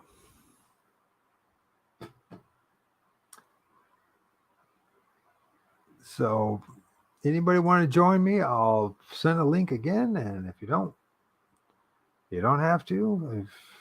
Well, what I will do, I know it's getting late, but I'm on a roll. I'll probably go for another hour just because I won't be able to sleep. Anyways, because this past 2 weeks, I haven't really slept much. And needless to say, with all the images that I'm filming, I mean, I'm like, you know, going, okay, Lord of all spirits, where'd I go with all this? Who do I talk to about this? You know, do I make another video of a bunch of images and nobody freaking recognizes what's going on? What good is that going to do anybody? I don't know. I mean, should I start drinking again, God? I'm just joking. I haven't drank in almost 2 decades. Actually, actually, it's not true. I had once or twice, I had a glass of wine, which I never finished the glass of wine because I started learning how to listen to my body, and it's just, ugh, my body feels like it's being poisoned, and I'm not doing this. That's when I discovered I wasn't an alcoholic. I was a drunk. Well, let's see what's going on here in this shadowy world. Let's play around with this, and then a little bit, and then we'll play some music, take a break, and then I'll probably up to see, yeah, probably 3 in the morning. I get 6 hours sleep, and then my posture is at 11:30. So this dude right here, and this dude right here, very ethereal, very spirit like. Look at this one, popping out a tree again. Everything's popping out a tree. I mean, these things like to pop out of trees. That's all I gotta say. For dudes that like, I mean, when you fundamentally realize what's going on in the forest and in the spirits and the trees, I mean, your life it should transform your life. Now you could go through all the phases of fear and anger and frustration and, you know, oh my God, there's a bunch of spirits in the trees. Well, you know, once you get used to that, then it's like, why the hell am I listening to howtohunt.com Steve? Mr. Hunter has been out in the woods and he doesn't know this shit. Or if he does know this shit, why doesn't he talk to anybody about it? And all the other people out there. All the big names out there, all the big names, they're not talking about this stuff. They just found a way to market themselves and exploit people and take their money and make money off YouTube and all that kind of stuff. That's what you want to do, fine. But you know what, people? We should be smart enough to recognize what we're dealing with, who we're dealing with, and what they're all about. If I'm sharing this stuff, yes, I've had Bigfoot encounters. Yes, I've seen Bigfoot. And they came out of a tree, yes, of course, and went through a tree and everything else. And I'm telling you this, and other people, and this has always been part of just about all indigenous cultures knew about this, and yet they steered us into this horseshit discussion. People have been chasing after Bigfoot for how many years now? Chasing after it. I'm knocking everybody. I'm not knocking anybody particular. You know what? If you're honestly trying to figure this out and you're at that stage and you're trying to honestly figure this out, you know what? I respect that. But if you're just doing this just to make a name for yourself or get a following, or you just, I mean, God forbid what's going to happen you come down your way. Because if you think there's no price to pay for anything in life, that it's nothing more than money and some resources. If you think for one moment that the spirit realm's not paying attention to what you're doing and what you're up to, whew, I'm telling you, I'm saying all praise and glory go to the Lord of the spirits, not to anything else. And apparently they agree with me. So who's the dude popping out of the tree, man? This I want to know. Who's this dude right here? What was he? I mean, was he somebody that worked a longshoreman or something? I don't know what that. I mean, who was the other under him? And what about this really ethereal one? If I could bring this one out, you can see it literally as this. But we're focused on this one, so. Oh, it's just pareidolia, Mike. Fuck. I just feel like screaming. Sheldon, I feel like screaming. I feel like screaming because of how terribly I've been deceived and lied to about everything.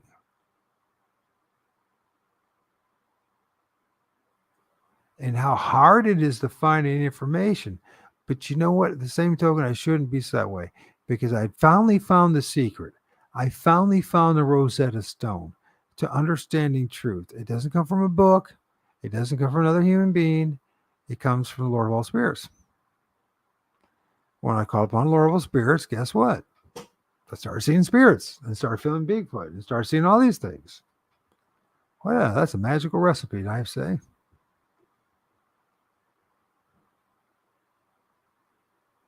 We must be. Can you think of all the? I mean, look at that. This dude's face starting to pop out. Can you think all the mediums and charlatans, the good ones? They all figured this out too. They kept it a secret from everyone else so they could exploit people and make money and make a name for themselves. That's how sick we are as people. What happened to us? Oh, it's the fall, Mike. Oh, okay. Now let's get on with life. Let's watch the football game. It's the fall. Here's a question for you. Most people say God didn't create evil, right? And these people believe in the Bible, right, Sheldon? In the very first 3 chapters, chapter 3 of Genesis, it talks about the tree of the knowledge of good and evil. Who created that tree? Well, according to that book, it's God. We go on further in Isaiah 45, and God makes it very clear as well. Or not God does, but the book does. So, you know what? Yeah.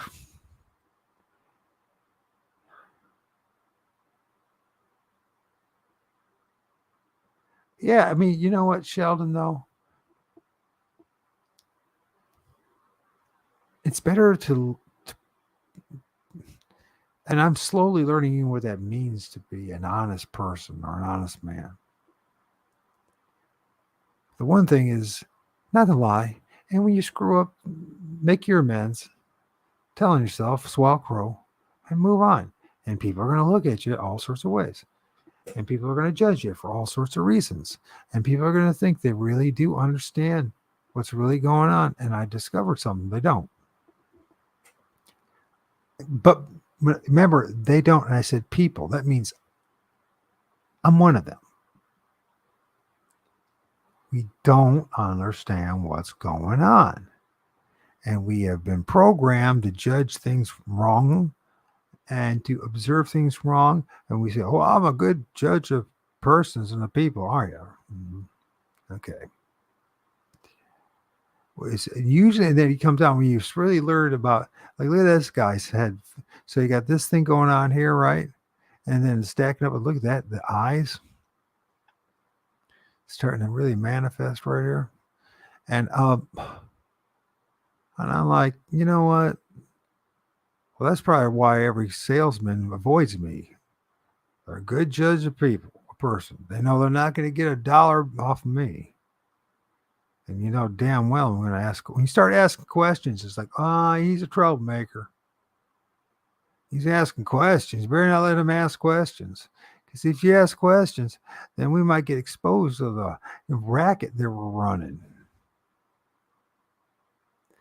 And by the way, it's never been, this round is not about exposing anything. I just want to know the truth. I'm not trying to expose anybody. I'm not trying to ruin anybody's life. You go do whatever you want to do.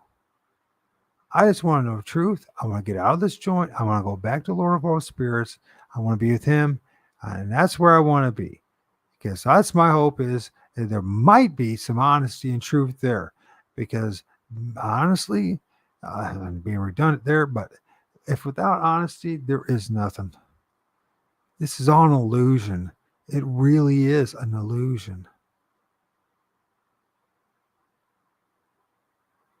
Sure, taking a piss and the poop and having sex and then getting up and and putting on your boots in the morning or your pants in the morning. Sure, that's not an illusion, but that's only temporary and it's part of this illusion that this is what it's all about. This is it. When in reality, is this place is much, much more intense, much, much more magical, and somehow as we have the scales over our eyes are so bad, and something or some things are benefiting from the scales over our eyes. And it's not just the Pope, and it's not just Bill Gates, and it's not just Knights of Columbus and Knights of Malta, and it's not just the rabbis over there. And it's there's something that's bigger and that's manipulating this whole place and causing this to happen and allowing this to happen, this confusion to happen. And you know what's the most disturbing thing of all is when you realize how bad the confusion is, and you're talking to someone and they think they're not confused. They really don't believe that they're confused. And we start pointing out stuff and how, it's so confused. Well, no, I learned it in a book and I learned it at school and I went to college and the priest told me it's true. And I go, well, can you prove any of that? Well, here's the book. Here's what they said. It's no. Can you prove to me that it's true? And you know what happens every single freaking time? People lose their freaking minds, is what they do. And they feel like you're attacking them instead of actually, hey, let's work this out together and let's try to figure out what the truth actually is. No. You're talking about if you by focusing on the truth, that means that I'm going to find out that I've been wrong about all this stuff my whole life. Not realizing that that is one of the greatest blessings in life is when you realize you've been wrong about everything your whole life. Okay, so God, now I've been wrong my whole life. So now it's time for me to go to you and say, you know what, you're the Lord of all spirits, you're the one who knows everything. Tell me what the truth is. Because nobody else knows what they're talking about, including me.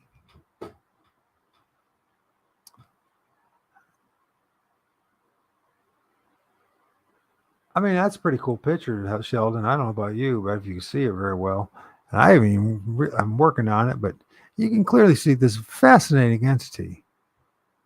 Look at his teeth, his mouth. So, it's a Bigfoot. Everything's a Bigfoot. It's a Bigfoot. It's a Sasquatch. Now, don't get me wrong. I think Sasquatch is awesome, but no, not everything is. Hardly any of it is Sasquatch.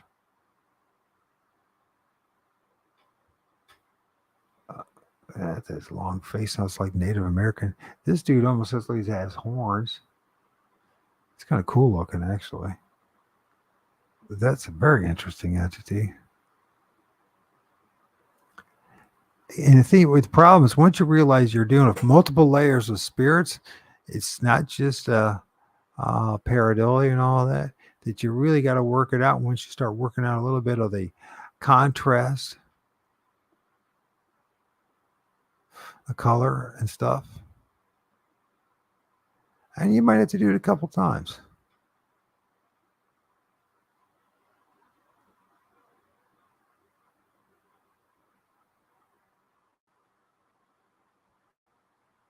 I believe that everyone's filming this stuff and they just don't even realize it.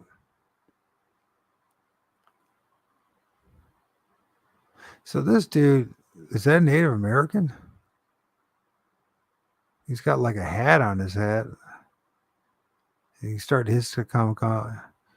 Is that Native American or is that guy with the turban on? Is he a good spirit, bad spirit? I mean, these don't look like bad spirits to me. They don't have that kind of continence about them. As, oh my gosh, but that doesn't mean I'm right. So this dude right here, I have to keep working on him. He seems to got like this beard going on. He's a cool looking dude. He is a cool looking. He's got a monkey thing going on with a monkey with horns on his head. But this gal right here, if I worked on this and then the profile of this dude, and then there's like a double-headed thing going on. That if I worked on that, such a cool image.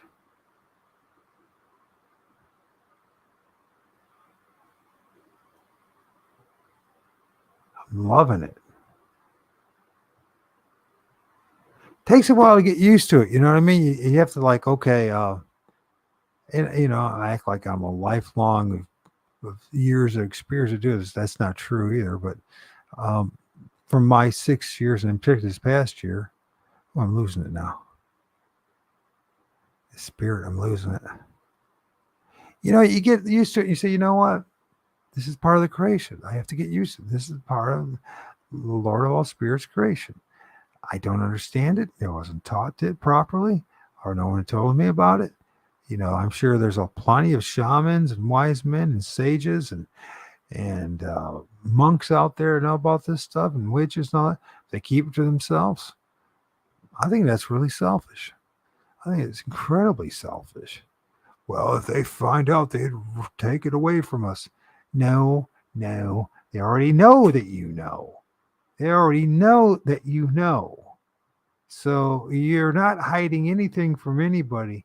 You're living a lie, and you're punishing yourself by living the lie. You don't understand the culture. And nobody gives a shit about any culture anymore. I want to know the truth.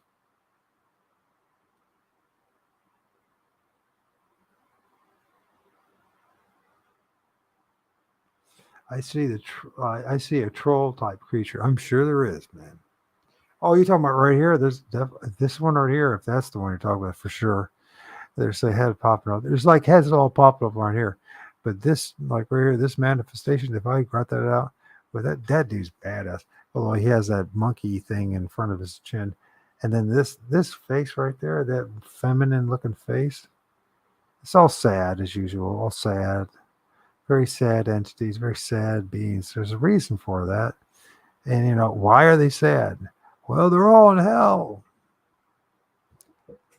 I think we're all in hell right now. No, it'll get worse. Well, I'm damn for sure not going to any place that says we got parishes. What parish do you belong to? In your same book, it says, Lord, God so loved the world, he gave his only begotten son, whoever believes in him should not perish, but have everlasting life. And you expect me to go to a parish? I'm stupid, but I'm not that stupid. Well, you don't understand about tradition and all that. Well, I know what all our traditions and our BS and our belief systems done to us. You know what it's done to us? It's made us blockheads. We don't have a clue what's going on in life.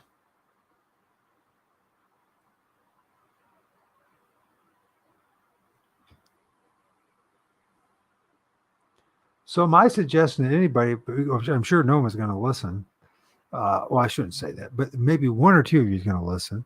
Is that if you want to see these things, you want to film them, you don't have to go 20,000 miles to go see these things. They're everywhere. Call upon the Lord of all spirits to reveal it to you, right? Say, God, please show me what your angels look like and everything else. Show me the truth, Lord of all spirits. Help me to know the truth. Because if you won't tell me, no one's going to do it. And I really want to know the truth.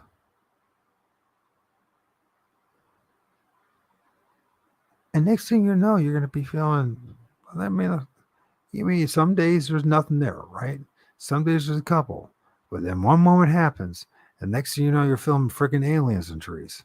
And next thing you know, you film this, that, and the other. And it's very clear. And you know what I mean? I also think that, the way this place is designed, I don't think that it's really respectful to the creator. I mean, God, I really miss this whole guy right here. This whole guy's this dude right, his eyes. I mean, Jesus, look at the size of him. The other side, so you got this guy right here, and then this massive guy right. You can even see the eyes, his nose, mouth, wrinkles on his forehead, his hair. I don't know if I can bring that out or not.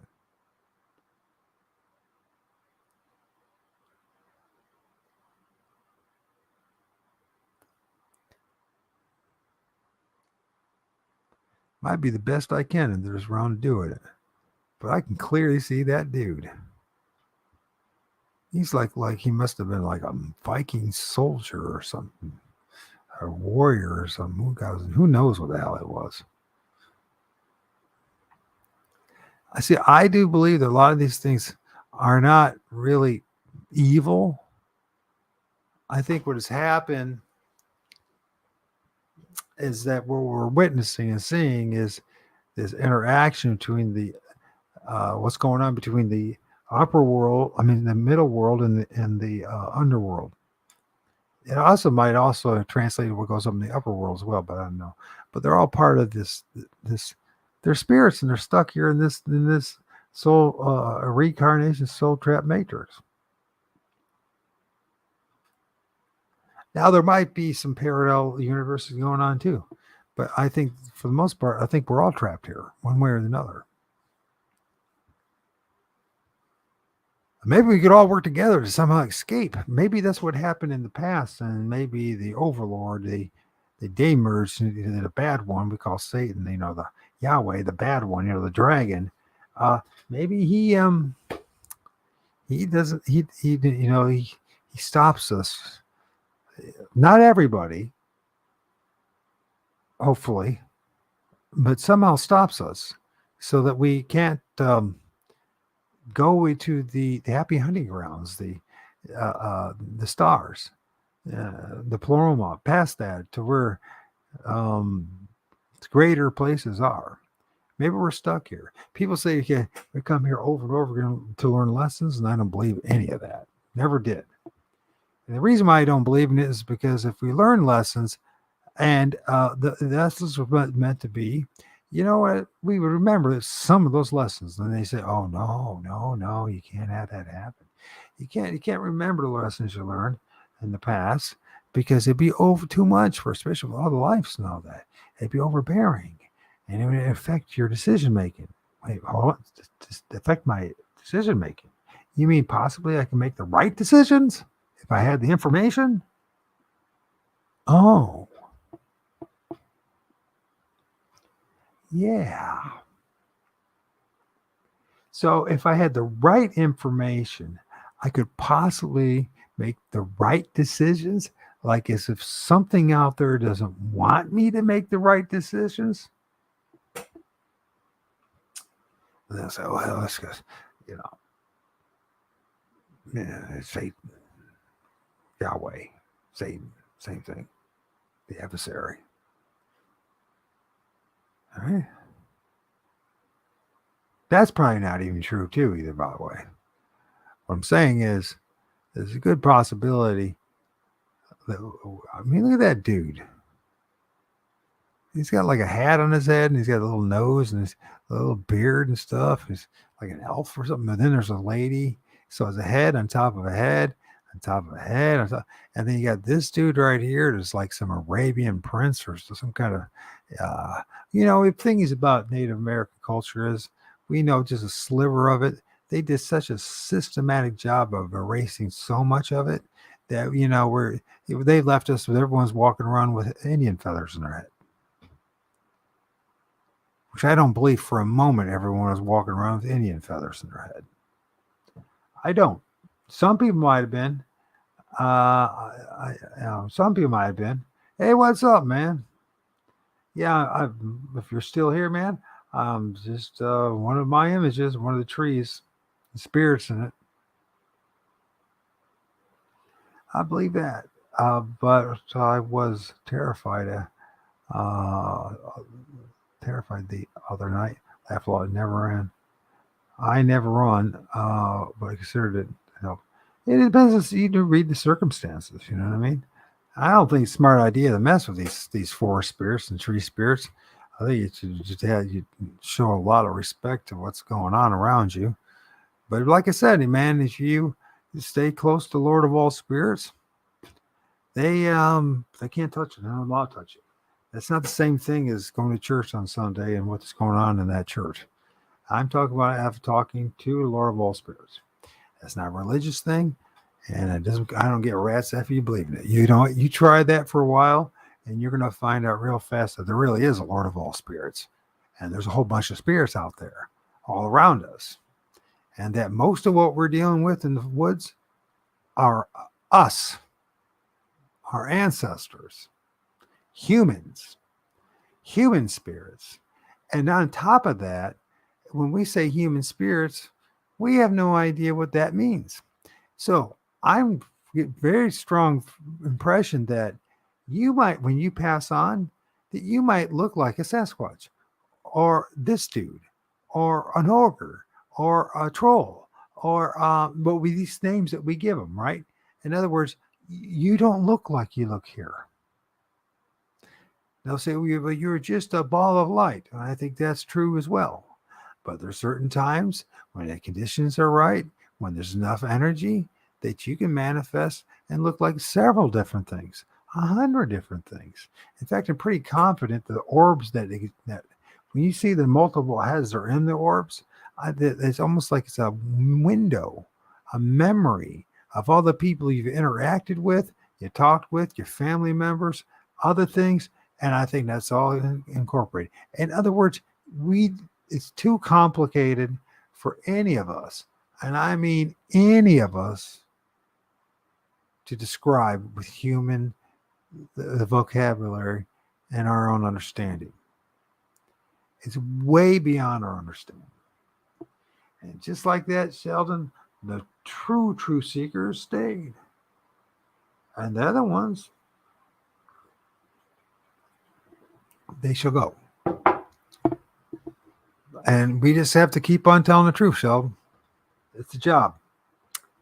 We keep telling the truth, and someone's going to hear it. It's not about starting a movement. It's not about changing the world. Never was our job to change the world. It's our job to let the Lord of all spirits change us. And once we get done with all this, we're going to be so much better and bigger as human beings. And one thing is not be afraid of shit. And also not just blindly accept what other people say. Go find out for yourself. The number of entities in this picture are outstanding, and a great example of how they thoroughly mix and melt together. It's almost like layer upon layer upon layer. To think of like transparency upon transparency upon transparency upon transparency. That's what's going on. That's the reason why at times it seems so, well, I mean, actually, most of the time, the reason why things are crappy looking is because of the crappy camera, and you know what I'm saying. But as far as when you do get a decent camera, start filming this stuff, you'll start realizing real fast it's like transparencies. There's a layer upon layer upon layer upon layer of different entities, and different frequencies. Just the way the light works. Some show up, some don't. There's multiple factors involved in it. So, and that is the reality of the forest. And it's not uniquely my neck of the woods, figuratively speaking. It's like this everywhere.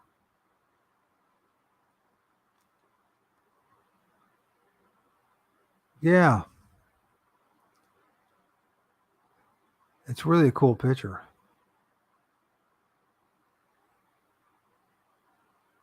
Very cool picture. Where else can you go when you do find the truth, Mike? Uh, you just have to wait until you're graced by the presence again. No, you go to Heavenly Father. You go to Lord of all spirits, Heavenly Father, the Creator God, and you man, look how it transfers. It's so like there's one moment there's this face right here, there's really a feminine face. And you get closer, you can see it, right? The teeth. But then you go back, and then you see these two eyes here and this thing going on, right? And then it's like another.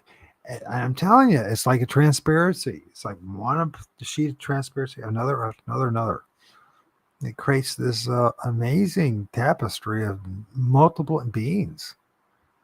When you have the eyes to see it, it's actually, and you get used to the fact, it's actually quite amazing. And it also reveals how amazing the Lord of all spirits, the Creator God, actually is, and the different entities that are out there and different creations. So then, what you do, I do, so I keep going back to Lord of all spirits. I don't go to these things. I don't go talk to anybody else. No one's convinced me, Sheldon, that talking to anybody else is a good idea. Let's put it that way, right? No one's ever convinced me that going to someone else is a good idea. Now, it's okay to have conversations with people and talk to people, but if you think that, you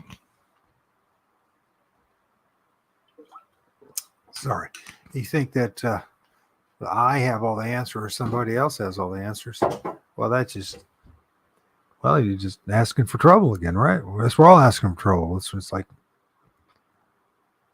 and isolation is a blessing.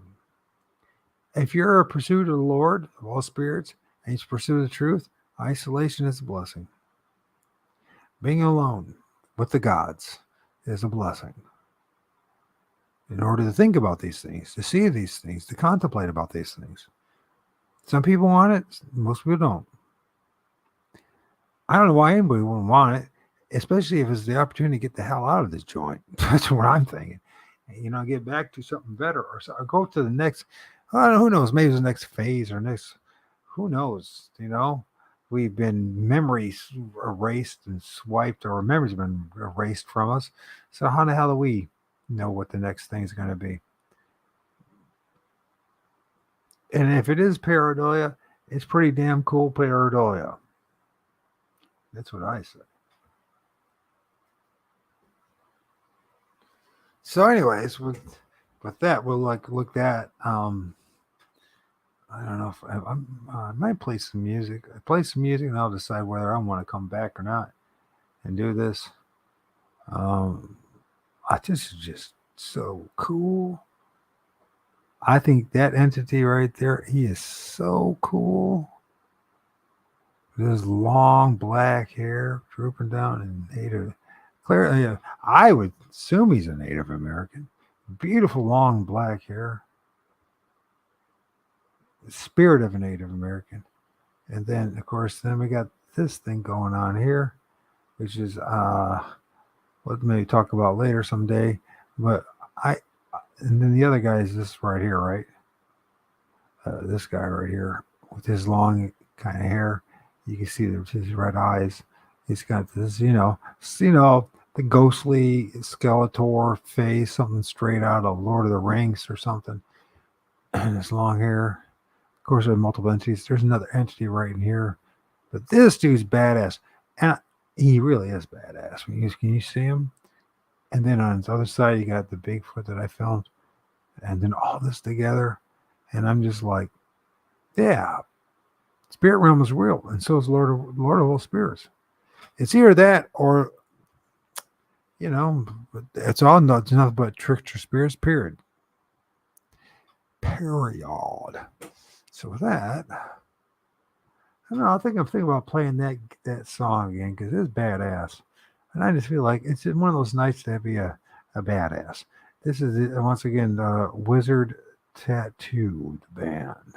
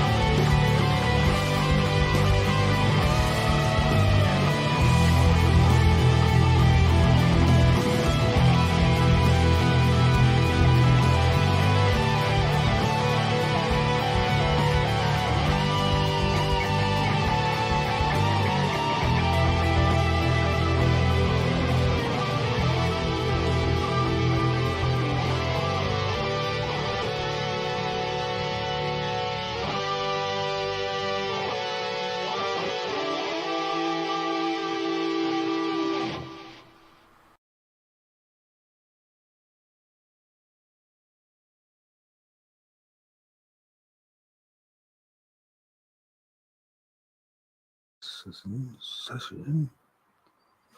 Let's see. Hey, what's going on, man? What's going on, Harold? The photo with all the different entities is worth talking about, looking over many times. I agree with you, man. Absolutely.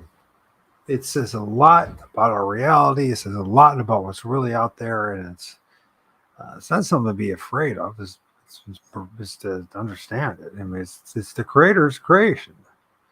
It's Lord of all spirits creation. I mean, I don't know what else to say. I mean, I don't think it's a good idea to be jerking around with it, jerking their chains and messing with them. But um, yeah, it's pretty cool stuff. Let's see, where am I at with all this? I do want to show maybe something. You might have seen it all before, but let's see if I can find it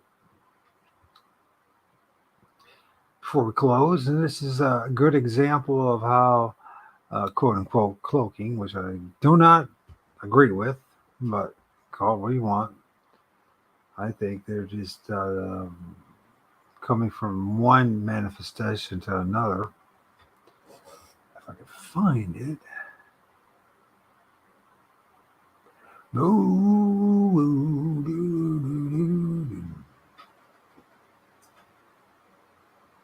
My guess is as good as anybody else's. And that's pretty much what it is at this stage, how they go about doing things. I do think it's very dangerous for us to be parrots and just parroting what everybody else says. We should really, really look into stuff. And more importantly, we should turn to the Lord of all spirits for answers and not, you know, uh,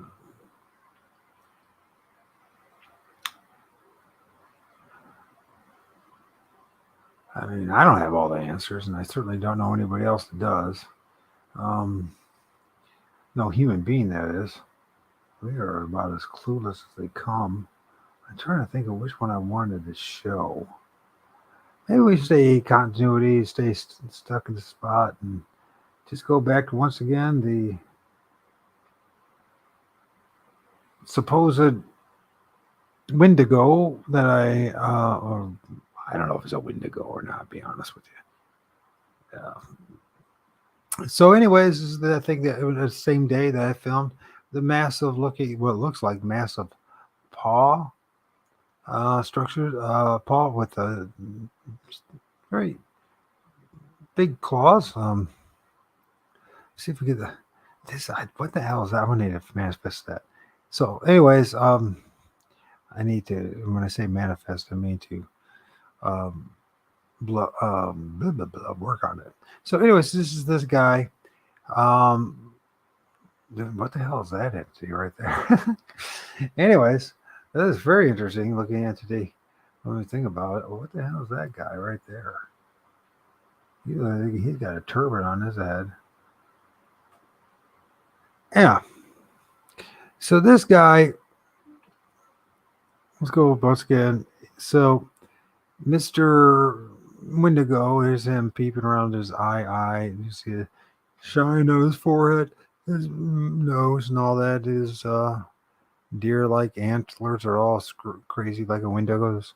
He's got something that looks like a dog man on his shoulder, or maybe it's his shoulder.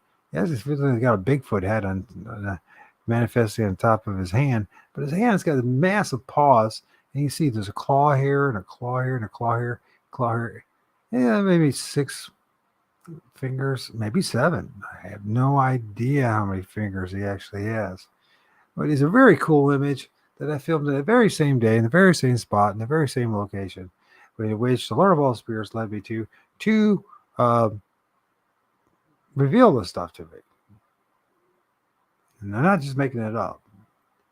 I wasn't planning on going there. It wasn't even a spot I thought in my mind to go into the spot.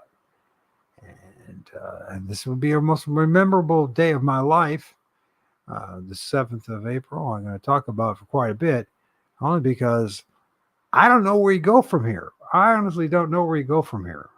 I mean, with the number of entities and beings that I filmed, and so many of them, so many cool ones, from massive, giant, like Native Americans to to Bigfoot's looking things, to Wendigo looking things, to blah blah this that. And that. I don't even like using the names anymore because I don't feel like they're even quite right. But I think they're us. As crazy as that sounds, I think they're us, our ancestors, our spirits, what we might actually look like on the other side. Um, but I can't prove that, obviously. But you know, I don't trust the priest, and I don't trust the rabbi, and I don't trust anybody at this point. So, you know, all these things, you know, we parrot all these things as if they're the truth, and you know, when you ask them to demonstrate, prove to us that what they say is the truth, we get nothing but word salad, more confusion and more word salad. Um, this is fascinating. This entity right here, the back of the foot.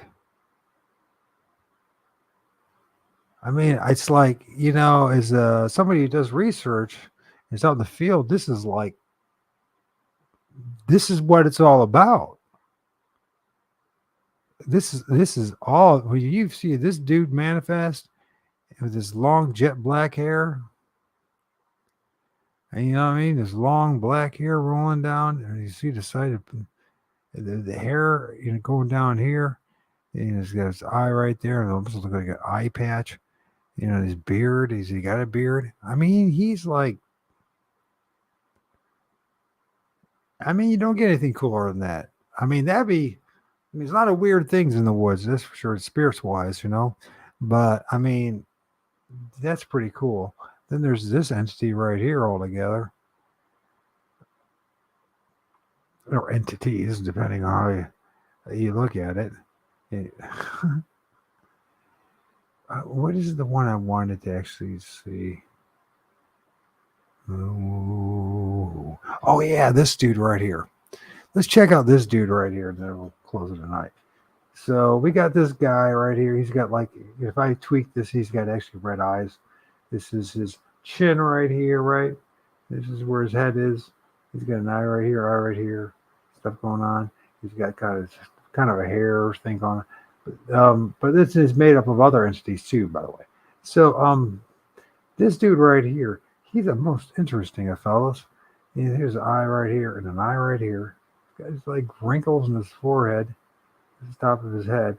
He's got this sort of punch, like it's a hooded nose, but it's pushed in a little bit like a boxer. And you can see like the beard and his crazy mustache going on.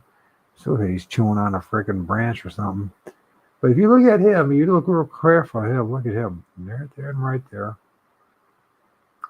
His nose, yeah, Mr. Skeletor or whatever. Just just such a cool the collection of images, and we're just looking at just one image. But I mean, you can the positions of these entities changing of positions. The one that has got the infant, the supposed Bigfoot, looks like Bigfoot, and what we consider a Bigfoot or dogman. But I don't know about that anymore. I don't know anything anymore. The more I look into this stuff, the more I realize I don't know anything, and I don't think anybody else does either. We just think we do. We know bits and pieces of it, but we don't know, the whole totality of what we're dealing with here, right? Of course, we've been told that it's nothing but evil and that we're supposed to stay far, far, far away from it. And that, oh my gosh, if you find out about this stuff, you're going to be possessed and the world's going to end and all that. But, like I said, and I'll keep on saying, I don't know, is it a woman that maybe is what it actually is? I don't know. Or is it a man with long hair type of thing, red hair? The red-headed giant, huh? Red hair giant, maybe. But this dude right here is like Mr. Magoo, or the Lorlac, cross between Lorlac and the Mr. Magoo thing. Look at this guy right here. I didn't even get to the finding this. Maybe next time. Oh yeah, this one right here. Just check out this one right here. This one is really cool. So I can't quite tell what's going on here to say for certain. But we could find out. We could tweak this. But I think it's a woman or a man with a like huge like. Uh, let's do it. Let's tweak it, man. Let's tweak it. Or maybe I don't have to. Maybe I can go somewhere else. All right.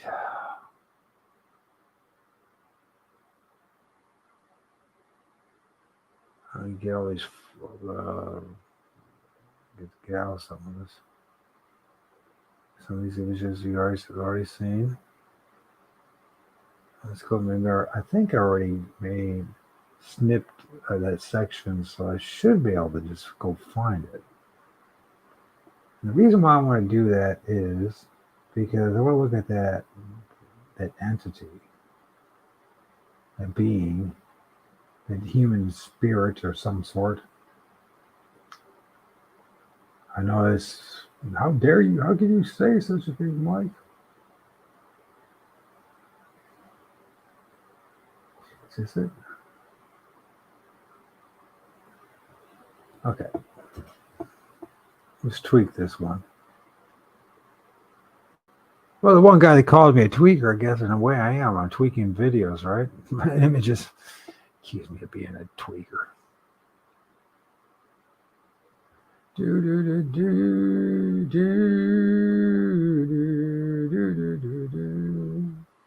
know if I'm going to get this right or not. So I want to work on this area right here. This guy right here. But I'm not liking the position of it, so we're going to have to go back to Mr. Wendigo. I mean, look at that guy. I mean, look at that parrot-looking dude. He has a round ball in his mouth. And sticking his head out. Still, I can't. That is so wild. It's like reminds me of a cockatrice. Okay. So this is the guy I want to look at. So I'm going to go right here. Have a little patience with me. And there's another guy right there. There's so many of them to look at, right? There's so many of them to look at. I never had a collection of images that were so consuming as far as time, energy, trying to read, look it through, because there's never been so much. And once again, I'm totally convinced it's like this transparency type thing going on where there's layer upon layer upon layer upon layers of spirits, and it tricks us. And until we train our eyes to see through the layers, we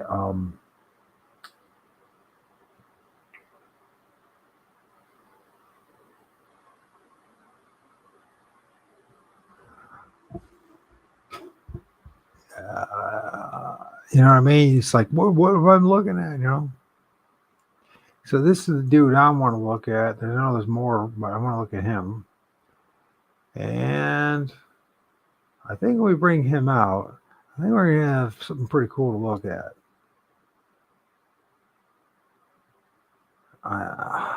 It's so much more interesting, too, than just solely focusing on Bigfoot. You know what I mean? There's so much more out there. Not that this Bigfoot, but you know what I mean? When you realize the diversity of the spirit realm, if you will, interdimensional realm, how many different things there are. I mean, when you get to that point, and you're just like, I'm not even going to worry about who I'm going to film or see today. I'm just going to find out who it is that the Lord of all spirits has blessed me with being able to film. And you know what I mean? And whatever it is, or whatever it looks like, is whatever it looks like. Sometimes it looks like an absolute horror show. Other times it doesn't look so bad. So, it's almost like this. So it's like this dude right here. It almost looks like something the Planet of the Apes with the helmets on or something. With this another dimension, a different time in this world that they were ignorant of, or they keep us from knowing about.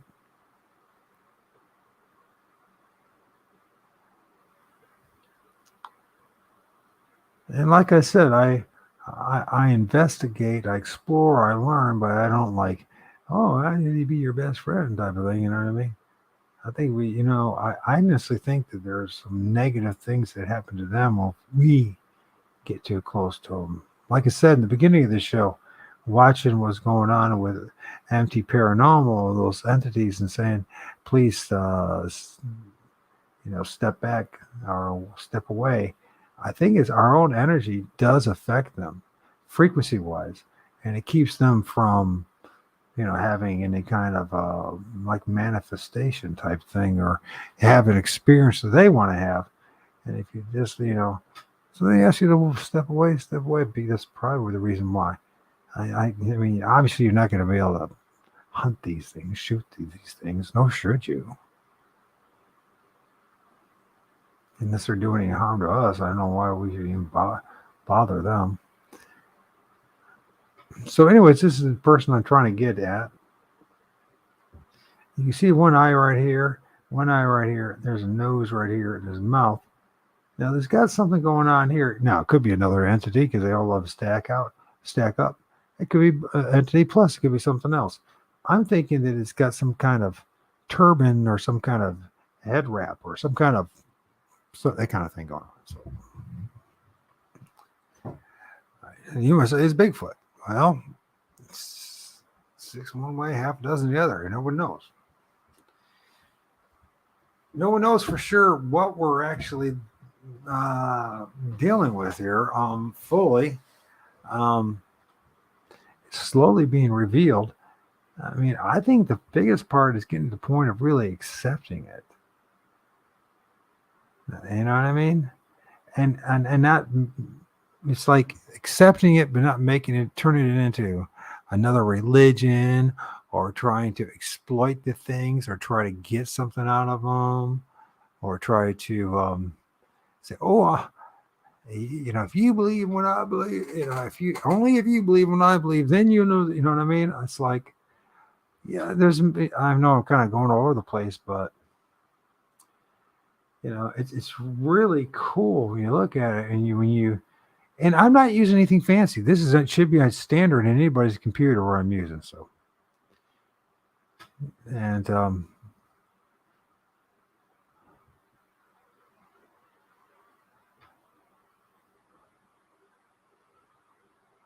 just having a hard time. And I was going to do this montage of all the spirits that I filmed since the 20th of February this year, and I'm just like, gosh, I was like, it's going to be like a 4-hour video of just every 5 seconds a new video image, and some sure might, I get tricked, and some might turn out to be pareidolia, but 90% of it for sure you are really there's something there. You know what I mean? It's beyond my own personal creative license going on here,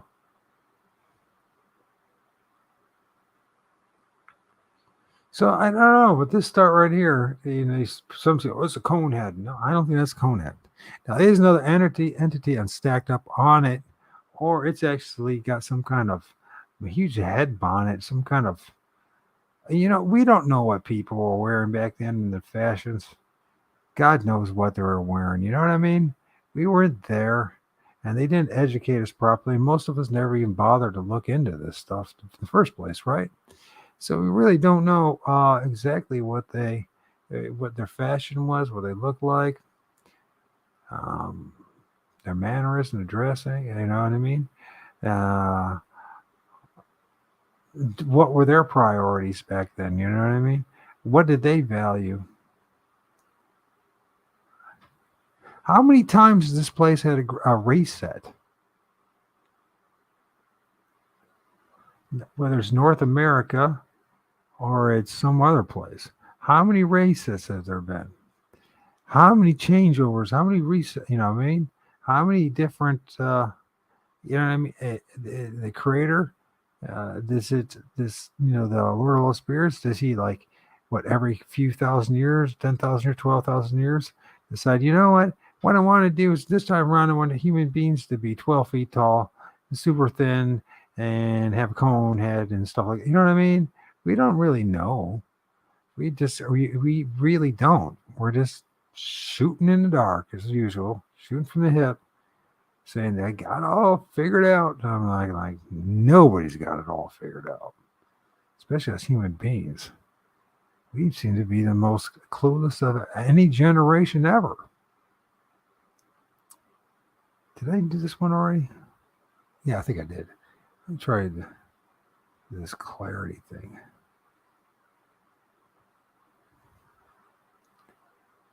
It's funny how you adjust a lot these few basic settings, and how things can that are there can pop out, and other things are there can be, you know, just almost turn invisible. But I think this is part of it. Once again, when you're filming these trees, and you got to, especially in year one, you're being led by the spirits. There's going to be, it's like having transparency upon transparency upon transparency. So you got to learn how to, work through the different layers. So I'm not quite sure if I can master this one in this round here, but I'm going to save him because I'll probably tweak him again. But you can see his eyes. Oh, it seems like a nose. This might be the side of its face. It might be a she. And there might be another entity on top of it, or it's a big, some kind of headdress of some sort back then. And, there's entities around it. There's something going on here. I mean, I'm not tweaking all the rest of stuff, and of course we're losing detail from other things, especially this guy. But that's cool.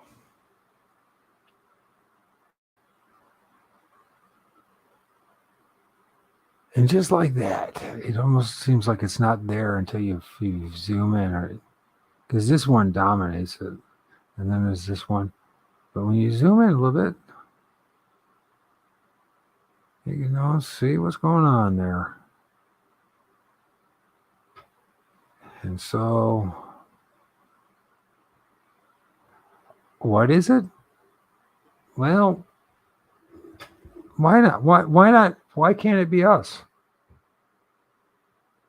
Why can't it not be us? What's to say that in the other life or in afterlife, maybe Harold looks like something that looks like a dog man, and Sheldon looks something more like a Bigfoot, and maybe I look like a Skeletor, or maybe an alien type of thing.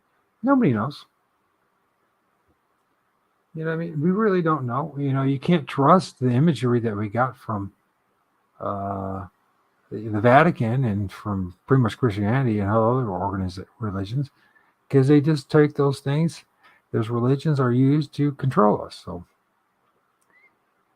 and we got to be very careful not to become part of the religion of Bigfoot. There's an entity right here too. Very interesting looking one. Look at that. His big eyes. He's almost like he's looking like he's wearing a helmet. I mean, once you can really can embrace that too, that these things can very human-like characteristics. That they're possible, people keep on saying they're people. Well, maybe they really are people. Maybe they're us. Maybe they're our ancestors. Maybe we ought to readjust our thinking. We have had a lot of other people thinking for us, if we're honest about it. And anyways, it's a hell of a lot more interesting this way than the other way in my book. You know what I mean? It's like, well, so there's Sasquatch, there's Bigfoot. But you know what? There's a ton of other things. I mean, what is this thing right here? Is it wearing a helmet? Or is it this thing is helmet right there? I mean, let's see if we can figure it out.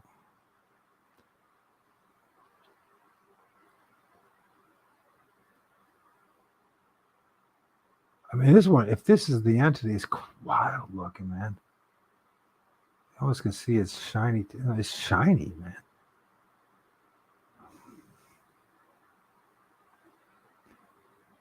And what I'm telling you, the secret is the filming this Bigfoot and spirits on a consistent basis and all the different ones. Is you got to call upon the Lord of all spirits. You got to call upon God, not them, not try to befriend them. I would strongly recommend not following anybody else's counsel but God's. It's not a religious thing. I'm not telling you to go to church. I'm not telling you to go to your pastor because none of them are going to understand you in the first place. They're so stuck in the matrix. There's no way they could understand you.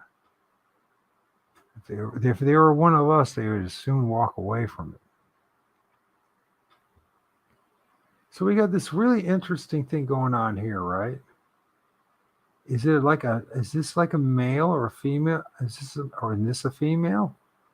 If that's a female, then there's also this entity here, the bug-eyed one. Probably has very red eyes.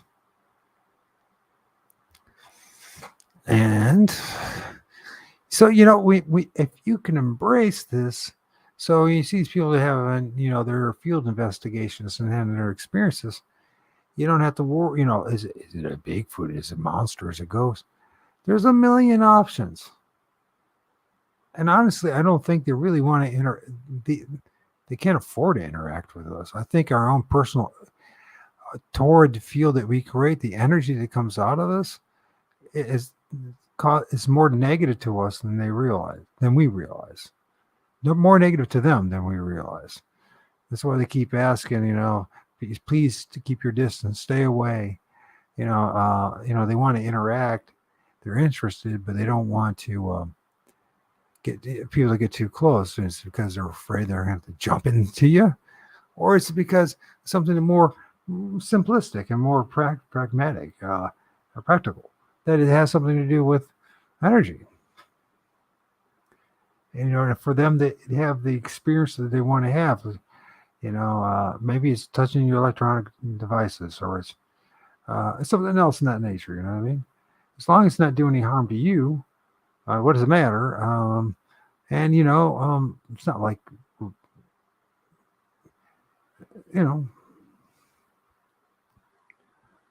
how do I say this?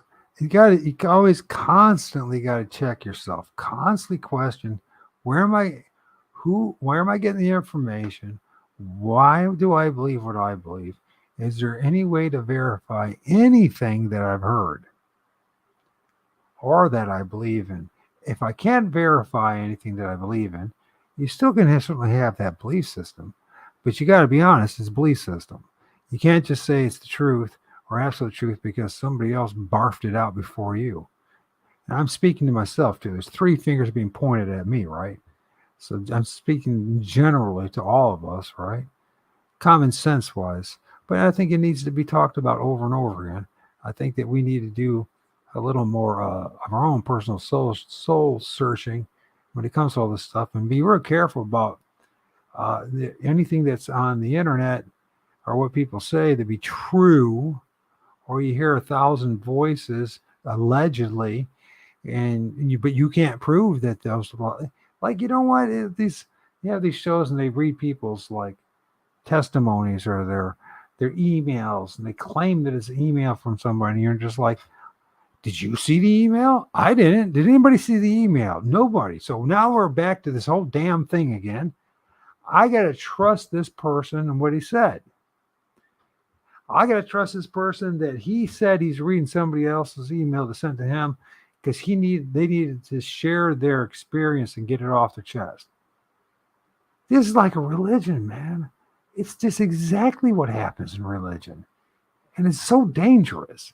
And you see people, next thing you know, they're going on expensive vacations and building the dream home of their life and all that. And at your expense and my expense, our own ignorance.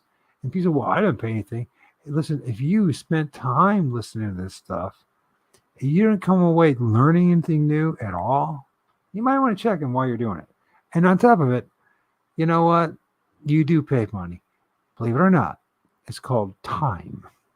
It's your time, which is the most precious thing you got.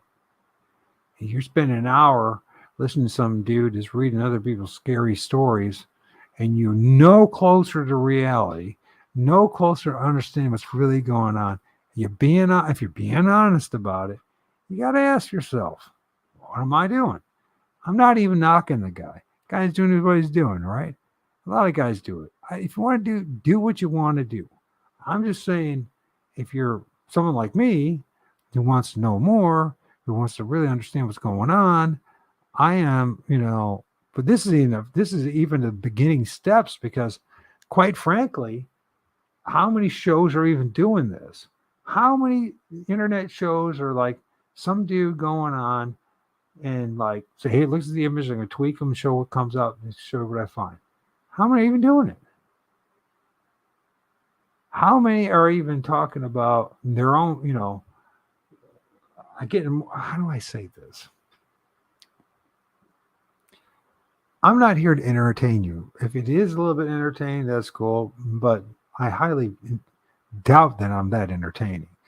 So, hopefully you're here because you find it fascinating and you want to learn something,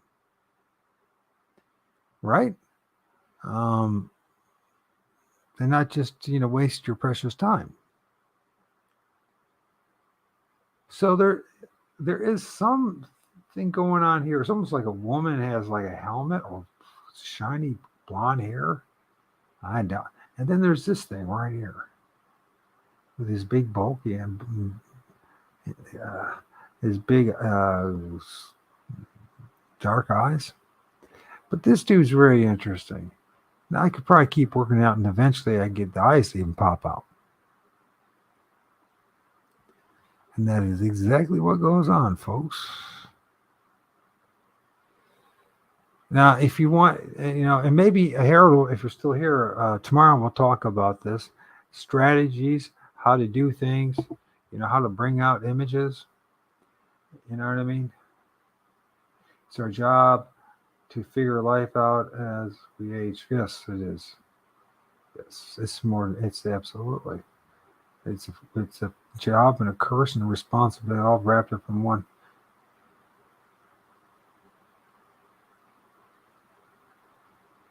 That's very cool, man. That's very cool that a spiritual entities save you from mountain lion. That's very cool. Yeah, it's a very cool story. Yeah, Harold has some interesting stories. We talked on Thursday and his experience with a dog man and a Bigfoot and encounter with it. That should be very interesting. And love to get into more detail about Harold the person and why it happened and what could have been the reasons for it. Because it wasn't simply just location. Once we realized we're dealing with spiritual beings, interdimensional beings, they weren't just thrown in your life for just happenstance, just to scare you. And they certainly wanted to, simply just, hey, we're showing up in Harold's life to let them know that Dogman and Bigfoot are real. And I don't think that's what it's about either, to be honest with you. It's part of it, but it's certainly far from it. When you start realizing how with synchronicity, synchronism, what's going on in the world, why some people show up in your life, and why others, and it usually when you first have these incidences, you think that you're the guy in charge, and the reason why you met this person or done that thing is because you chose to do that. Well, you soon find out how limited you're when you really do some reflective, some reflection on your own life and the world around you. How limited your personal free will actually is. Yeah, some, but it's limited. There's a lot of other forces in our life, driving forces, driving us to places we never would have imagined, really. There's a lot of people out there who are so full. Man, you know what? This right here is almost starting to manifest into another head. It's almost starting this, you know what I mean? So you got this head, and then if you look right here, now it's almost looking like there's like a nose here and a Bigfoot-ish thing on top of that head. And that's how it works. They stack on top of each other. It's like transparencies. These putting one transparency on top of another, on top of another, and you're going to have 50 transparencies, just like what the old cartoonists used to do, right? I wouldn't be surprised if they were inspired in doing cartoons from these things. And so the old cartoonists like Walt Disney, all that, they don't have transparencies. They put one on top of another, after another, after another, until eventually they had the seed that they wanted, right? One person would do one and would draw one like Donald Duck, and another person would do Mickey Mouse and blah blah blah, and then you put them all together, and right, and it would actually be like a dozen transparencies on top of each other to create the image, the scene. And I really believe this is exactly what we're dealing with here. That's the reason why it's so tenuous at times, tricky at times to even find an entity and hold on to it, because we're dealing with multiple layers of spirits and entities over each other. You know what I mean? I think that's why it's really important too to use get a decent camera, and lighting is a really important thing I discovered too. Uh, if you gotta learn the area, or be put in the area like what happened to me. It was 4:30 in the afternoon. The sun was right basically above me, just a little to the west of me, but not. And so, and I was filming to the west, so it was just the right lighting, the right time to have these things be seen in the woods. Now, next time I go, by that time it was a nice day and it's sunny, because I don't really like filming too much in cloudy weather, because it was one thing when the leaves are out and there's greenery and there's different, you know what I mean? It's not so, but this time of year, winter and all that, especially this time of year, everything's very much grays and browns, and very neutral colors. And so when it's cloudy out, it does affect the quality of the image you make, that you take. Now, if you're going to do strictly, you're going to go this place and this place and walk around and show people the woods that you're in and the tree structure, stuff like that, it might not matter so much, because you're really focusing on something completely different. Now, I'm focusing on not the structures, not the look at that thing. It's almost like it's curling up right there. It's like an arm right there and hands. You see that? It's like curling up. And this is almost like his legs or something. You see that it's curling up there? His hands? At least a bit of it is. So for me, I'm more interested in what is actually making the footprints, what is actually making the tree structures. At this point, after 6 years, when I was like everyone else, it's all Bigfoot. I'll be honest with you, I don't know that. I mean, I got a tree structure 350 yards to the east of me, due east. I have no idea that Bigfoot did that. It could be a completely different entity. And it's really dangerous to simply operate in belief systems. You always got to be very honest about things, I think, in life. And I think the spirits and the Lord of Spirits appreciates someone that tries to be honest about things. So instead of just projecting onto it that because somebody else said that's what it is, for all we know, there are multiple different entities that do it. I am at the point right now where I truly believe it is our ancestors. It is our ancestors. These are human spirits making these structures. Most likely, people from indigenous populations in that area. There's no reason for a Bigfoot to make any of that shit. Honestly, there's nothing that it would benefit from. If Bigfoot was what everyone is saying it is, it doesn't need to make some TV structure. And people say, well, it's a portal. Well, if you stick it with me, the images I'm going to show you, this collection of images, a portal is actually opening up. And there is some tree leans, but there's no TP structure. You know what I mean? There might be an X, but I've also seen the same thing. I've seen entities manifest where there was no tree structure in sight, but there was trees, mature trees, big trees, water nearby, that kind of thing, right? And the proper lighting, the proper time of the day, you can get some amazing things that are there, but it can only be seen at the right time, the right day, right? You can only film at the right time and the right day. That's why it's so important as, people who are cameramen and are, operating, whether it's, cam recorder or doing stills, whatever it is that you understand lighting. You really need to study it. Now, you don't have, listen, everyone does going to do their own thing. Some people just want to be internet personalities. They like, the following and interacting with people, and that's all that it is. That's all right. That's their gig. As long as they're honest about it, as long as they tell people about it. And you know what? It's also on incumbent on everyone else. We're adults. We should use a little bit around critical thinking about what is this person really trying to achieve. It doesn't make them a bad person to want to have a following and have people, watch their videos. That doesn't make them a bad person.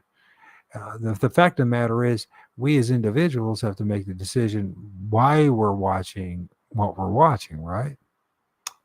So hopefully, and this, what I'm doing, I'm trying to not only, work with investigators, Bigfoot investigators, and paranormal investigators, and other people too. I mean, I can't wait to interview Esoteric Eddie. I think there's going to be a lot of things that people are going to hear that will resonate with them, and probably for the first time too. And but it all depends. I want to know the truth. That's my motive. My motive is I could care. I realize I already had the thousands of subs. My old channel had thousands of subs, and they nuked me on the 6th of January, 2021, along with thousands of other channels as well, for simply speaking the truth. I already knew how wicked this place was, or as far as, when I say, I don't even know that's the right term. You know what? Corrupt we are in the situation. How most people just, honestly, I don't even think people can help it. I think people they're meant to be who they are. And it's not really a matter at this point to me judging them. I don't think they can help being who they are. I think really are people who have been created to be terrors in the world, or people that do real good. And some people that do nothing but pure evil, or as we call evil, you know what I mean? You know what I mean? To do violence in the world. And other people, to bring, joy and peace in the world. I think this is what we're meant to do. Everyone has a little mission to do in life. I know my mission, what my purpose is, and it's just simply to do what the Lord of Spirits asked me to do next. He told me last year it's time to go back into Bigfoot again, Mike. You spent all those years trying to warn people on this thing and that thing, and now it's time to do this. And I go, okay, not Bigfoot again, God. Not Bigfoot again. But now I know why. Because Bigfoot is just a little piece of the story. And once you can embrace that the story is so much bigger, so much more interesting, so much more fascinating, and it's more eclectic, it becomes a really just like a cool journey go down. And there's no more longer about, but it's easy for me to do that because I don't follow the group. I do my own thing. But if you're someone who's still in that paradigm of group thinking or whatever it else thinks and whatever it wants, it's going to be difficult for you to just walk your own path, and you're going to need help. And here's another thing: if you really are doing it, your own path might be something completely different of mine that actually might even rub up against mine. That might even, in the end of the day, reveal a lot of flaws in what I see. But because I'm interested in truth more than my what people think of me, and if everyone loves me and all that kind of stuff, because I know it's out of my hands anyways. I'm willing for people to correct me. I like being corrected if I'm wrong. I like being pointed out wrong. If I'm being treated disrespectfully, with disrespect, and it's clear that the person who is questioning my decisions and my own personal judgment has very little to back it up, and they simply just parroting something they read out of the very first thing they found on Google, or what the official narrative says must be. That's going to bug me. I'm not going to dig that. I'm going to say, you know what? I know who you are. I used to be you. You're a fraud right now. You're not being real. You got nothing here. You're just attacking me because you're not even in control of your own self. You have some other entity or some other being controlling you, telling you to show up on my show and question me and who I am, right? And listen, I don't care. If you want to think all this is pareidolia, think it's all pareidolia. I don't give a crap. But don't come on my show and start saying crap like that or question who my integrity is, you know what I mean? Without even knowing me. There's a right way to go about things, the wrong way to go about things. Most times people go the wrong way, especially when they're operating at a base level. What I mean by that is they're not very sophisticated yet, spiritually and intellectually and emotionally. They're not thinking about the other person or even the circumstances or the situation. What they're really interested in doing is just being heard, which I understand. Everyone wants to be heard. But you know what? There's too many times where people, they don't care if they're imparting BS, as long as they're being heard. Well, I don't want to be that person. Never wanted to be that person. Of course, that kind of, you're not going to be invited to many parties with my kind of attitude, but that's not a bad thing. Because, most parties that I've been to in my life was with a whole bunch of people that I wish I never met again in my life. And I'm sure they felt the same way. And I definitely don't want to go to a party again and we're arguing about politics. God almighty. So anyway, there's something going on here, isn't there? It looks like we got a couple dudes there. Look at that one. That is, now if that ain't squatchy, I don't know what is. Almost, if you look at this line, you assume that that's a branch. I don't think that's part of the branch. I think there's got some glowing up, potentially, because the branch, it doesn't look like, it kind of looks like it's running through there, but that looks like it's forward. And look at that guy right there. That's a pretty good one, isn't it? That might be worth our time.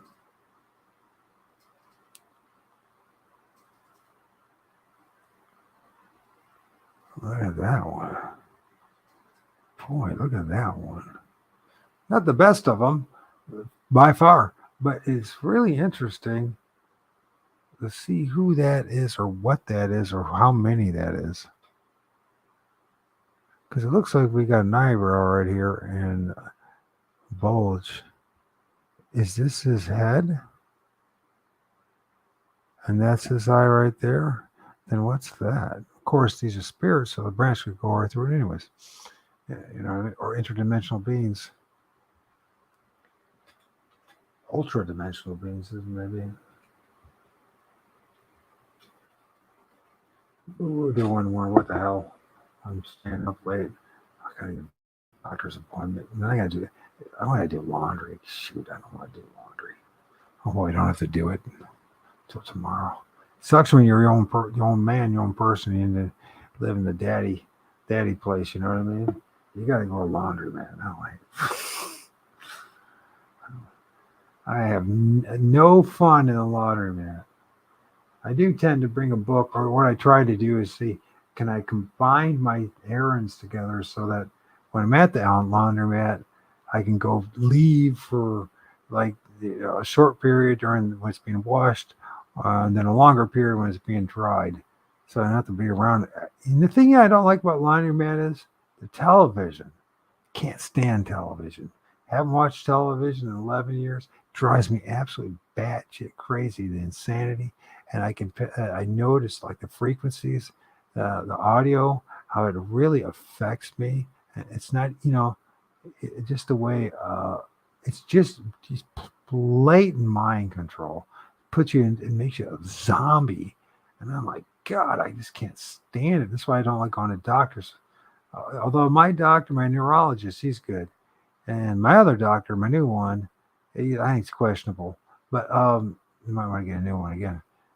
I got rid of my other one for now because of the mask thing and all that stuff. And it's like, you guys are carrying this on. Stop playing games with us. You know better. You know what's going on. Stop doing it. What are you doing? Claim to be a Christian, say Christian, love thy neighbor, and you're like torturing people? Oh, come on. I mean, sick. Anyways, where is going with this? So that television, torture, absolute torture, pure torture. It's all stupid. They got all these dark messages. People think this is dark, right? Because they don't understand what we're looking at.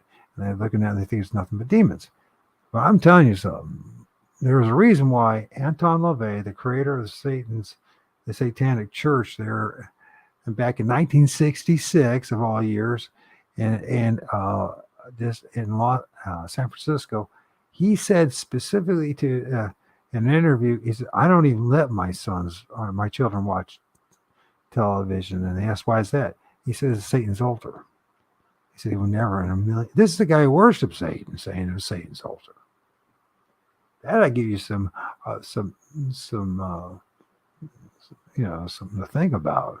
You know what I mean? I mean, it's pure poison. I didn't learn anything worth a damn. Not one thing on television, even on the History Channel, even on the Animal Planet a little bit. But even that, the way it's packaged, you really don't learn in detail what these animals are about. Not at all. You know that. If you're still with, if Sheldon's still with me, I don't know. But you even know he's into well. I think there's a couple guys, there's several guys who are into the, what the hell is this thing? And the way it's positioned, it's almost like it's got bunny ears. But I don't think it's their ears, but it could be their ears. I have no idea what I'm looking at. Or is it a big Bigfoot? Is it, this could be the cone head of the Bigfoot. But then this is in front of it. So maybe there's a little entity in front of it. That's fascinating. So, yeah, television is pure torture. Absolute 100% torture. I can't even stand watching the football. You know what? Maybe it's because of my age, but back in the 70s and the 80s, especially the early 80s, NFL was tolerable. College football was tolerable until about the mid 90s for me.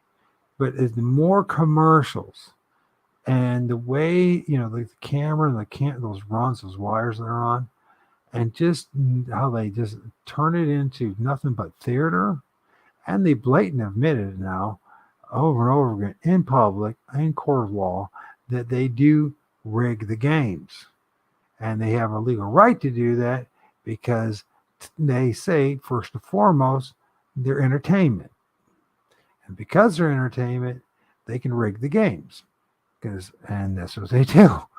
And so I'm just like, God, this sucks. I mean, I'm not saying they didn't rig all the games back when I was a kid, but there's a time you actually watch the football game. Now you don't watch anything except commercials and endless panning back and forth and stupid, mindless talk and cult of personality stuff. And I'm just like, oh my God, I can't handle any more of this. I don't need any more entertainment. I want to know what the hell's going on in my world. Why did you hide all this stuff from me? Why did you guys hide all this stuff from me? Not only just me, but all the rest of us. I mean, there's something seriously wrong with this world, people. And people don't want to talk about it. And by the way, my fellow Christians are way off the mark too. They just think it's all Satan. No, it's not just all Satan. No, not even close. Or it's simply just the Vatican. No, it's a big part of it. Big part of it. You know, there's something deeper going on. It makes people believe all the nonsense that's out there. I think we're all suffering from this thing called MK Ultra mind control. Each and every one of us. Just, oh, not me. Well, you would not be only if you were the fortunate one who wasn't raised by television or wasn't exposed by an exorbitant amount of television. Maybe you were in a family that really encouraged you to read a book and do things and go about things. But even then, you got to remember, the tentacles of this system that we're under is broad and deep. It affects each and every one of us. So the best thing that I could say to do, this first thing is to, try to have a relationship with the Lord of all spirits. And the next thing is to turn off the television. Just throw it out. Just pick it up and throw it against the wall or throw it in the garbage and never watch another. And believe me, the first couple of days, you're like, what did I do? And the third day, you go, oh, this really nice is not around anymore. That background noise is not there anymore. And the next thing, you start thinking for yourself. And you start thinking of other ideas. You start thinking of your own ideas instead of other people's ideas. That's a magical moment when you realize you don't have to listen to anybody else's ranting and raving. You can listen to your own ranting and raving and get somewhere with it. You know what I mean? It's a wonderful time when that happens. People don't realize how severely mind controlled we all are. I mean, it is bad. Next thing you know, once you separate from that, then you'll separate from the nonsense of politics and the nonsense of sports and nonsense of religion and the nonsense of all these other cults. And you'll start thinking for yourself, and you'll start thinking, well, maybe there really is a Lord of all spirits. And then you might actually start talking to him. And you might see some magical things really happen in your life. And you know what's cool about it? I mean, look at the hands right there. Something's got like this dude right here, he's got like these weird long arms, little hands. Anyways, I'm done for tonight. I think I've had enough. We'll work on this image a little bit later. But it looks like we got a couple things going on here. Something very Bigfootish looking in the back, potentially. Something, I don't know what the hell it is in front. And there's one of those ghoulish dudes with the long arms and skinny hands. All those skinny hands, skinny hands. Start paying attention in your pictures to hands, dark black hands, or hands in general. Don't think of Bigfoot hands. Just look for hands. You'll be shocked the number of hands that are out there in the trees. Oof. You'll be like, wow, what the heck's that all about?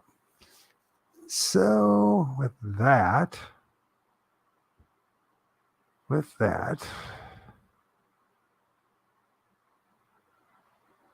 yeah, you definitely can tell there is something there, right? It stands out like a sore thumb. It's way out of, it's not even part of the tree at all. And back away. And which image is this before I close? Is this one of my Native American dude? Based on the height and all that, you really can't judge properly because he's coming out of a tree anyways, he's manifesting. But he's a big dude. He's got that jet black hair. I've seen other entities like him before. He is just cool as all get out. He's got some other entities and buddies there. Sometimes you'll find even giant hands, fingers. Have you ever filmed that? You'll find that. There's a dude right here. Look at this guy. See, this picture just never gives up entities. Look at that one right there. And there's another one right here, looking over his shoulder. Some people might say that maybe a dog. Oh, there's another one right there. Oh, jeez, man, I'm gonna work on that. Some. See this picture. I've been on it for these collections of pictures. I've been on it for like a week. I can't stop it. It's like every time I look, it's like shit. There's another entity. It's like explaining and in greater detail what we're dealing with in the spirit realm. It's a real gift. Anyways, uh, Harold, you still there? Cool. Sheldon, if you're still there, you're the man. That's for sure. Because I've been going for freaking 3 hours. Um,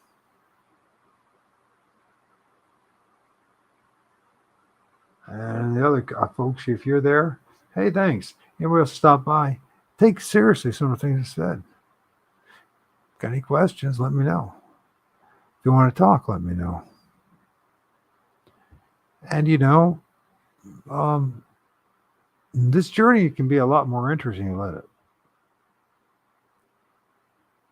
Let the director of this play direct. The true director, which is not us. So anyways, talk to you tomorrow, Harold. And Biggie said he might be joining you. Oh, you haven't had it. So basically about the same amount of times I had. And even, the only time, actually, it's been a lot longer than that. No, it has not been longer than that.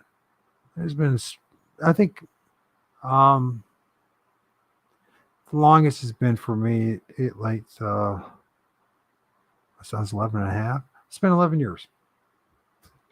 I can probably say since he was 6 months old. Man, look at that freaking thing right there, dudes. He even got red hair. Look at him. Then you got this crazy entity there. I found this one somewhere. It looks just like aliens, 100%. Anyways, it's been 11 years, and I can probably say since then I have not watched a minute of television with my son. Now people say, well, geez, well, that family time and all that. No one was ever doing anything when I was growing up watching television. Everyone was just staring in zombie state watching television. And look at that thing. It's like dogs that have hats on their heads. Could it be? I don't know. We'll look into it. Yeah, I can't stand television. I just feel violated by it. I feel like I'm being, truly violated. I'm thinking of words you probably can't say without getting banned. I feel truly, truly, truly violated by television. Most of the internet. I truly do feel that way. I can't stand the radio. Oh, God, I can't stand it anymore. Thank God for, we can get music, other formats, because the radio sucks. I mean, they're still playing the same songs from 70 years ago, literally. And let's talk about the 70s now. That's what I'm talking about. You know what I mean? 70 freaking years ago. Well, that'd be 50 years ago, excuse me. Still, that's my lifetime. 50 years. I mean, God, do I have to hear Brown Eyed Girl one more time? I ain't going to do it. Don't want to hear it. Don't care about it. Don't ever care to ever hear it again. It was good at one time, and that worn out a long time ago. You know what I mean? I don't want to hear Brown Eyed Girl anymore. Jeez. Ugh. There was a couple bands that were great in their day. I liked the Who at one time. They were awesome. Led Zeppelin had its moments. It was great. Who else was really great? Guns N' Roses was good. I'm talking rock and roll now. Gosh. Johnny Cash. Well, no, that was a loss. He was a gift, that's for sure. I mean, anybody can play that simplicity and so meaningful lyrics and all that. It made you really think, didn't it? But just imagine what he could have done if he really, really went at it. Of course, he would never have a record album, but just imagine, because that a guy like Johnny Cash, he knew a lot about the life and the world, and he held back on a lot of that stuff. You know what I mean? Because you're not in mainstream media. You can't talk of truth, part truths. Just talk about sex, drugs, and rock and roll. And if maybe we're throwing a little Christian this and that, whatever. just to pacify the populace. But, maybe we'll talk a little about prison life. That's somebody. Yeah, we'll do that. You know what I mean? And make it feel like you really relate to all the common man. You know what I mean? I'm not knocking Johnny Cash because Johnny Cash was amazing music. What I'm saying is, if he didn't have all those, if he wasn't so hamstrung and kept from actually being able to speak the truth and sing the truth, just imagine the things that man could have said to the populace. Can't do that though. Can't let people know what's really going on. But we're going to do it because you know what? We got nothing to lose and everything to gain. And that's the most wild picture, I think. Look at that in the detail. Now that I'm looking at it, it's a woman-ish looking thing here. And it almost looks like this dude, if I broad that out, is kissing her on the cheek. Along with, here's the big Native American man. And then on top of him, he's got this big entity thing. And some people might call it dog man. I wouldn't call it dog man. I don't know what the hell it is, but it don't look like a dog to me. And it doesn't look like a Bigfoot. It looks like something. Catman, we generalize things. Well, we can make up our own names. That's what I think we should do as well. Once we get to this through this stage, we'll start making up our own names. Why do we have to use the names that are offered up to us? Why might make up our own names? But this dude, he is so cool. He's like a cross between a rock star and a hardcore Indian. Look at that long black hair. I know other people seen that before. That is so bad. He even looks like he's got Native American thing, like wardrobe or what. I don't know. It doesn't. It's not, but it looks that way. They're so set up. But that head popping up, the way that hair looks and everything, that is badass. That is what I should use for my freaking avatar of my show. That is so. I mean, look at that. The head, and then you got this big beastly thing, dog man, whatever, over his shoulder. That is so cool. We'll have to talk about that tomorrow and have to see a hands up who would agree with that being my new show's avatar. That is awesome. Yeah, Lord O.R.D. We'll call him Lord O.R.D. The guys are calling me Lord O.R.D. Let's call him Lord O.R.D. How's that? Call my man Lord. With that, a massive rambling. I thank you so much. You guys have listened. You know, it's great therapy for me, and I hope you learned something. I hope you realize, in the end of the day, I'm a voice you can trust, and a person you can trust, and I'm not out to exploit you. And let's work together as brothers and sisters to get to the bottom of this stuff. You know what? The Oklahoma cryptid search team. Well, let's have a broader team. There's the Oklahoma cryptid search team, and there's our. I don't even know what for international. I don't even know this right word. Oh my God! Look at this guy. You see him? Look at the hand. You can see the thumb. You can see the fingers. Look at him. It's a gem. This is one of the coolest. And here's the thing. The secret is, I told you guys, is to call upon the Lord of all spirits. Be sincere about it. Ask him how his day. Ask him what's going on. Ask him how he feels about you. What does he want from you? Talk to him. Bitch at him. Yell at him. Complain to him. Say stuff to him. Treat him like, well, a good father. You know, a good father is going to tolerate all sorts of nonsense from his son or daughter. You know what I mean? Because he knows. He knows where they've been. He knows what they're going through.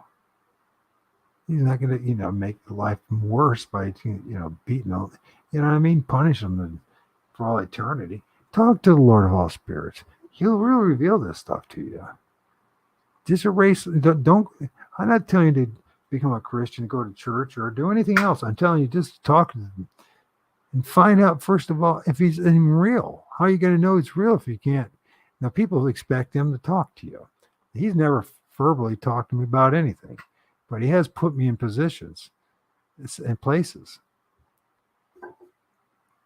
God, look at the other ones, what people call cloaking and all that, which I don't believe is cloaking. Look at the dude here, man. Look at this mouth. Oh my God, it's cool. Anyways, I gotta shut up. Thanks, everyone. Talk to you later.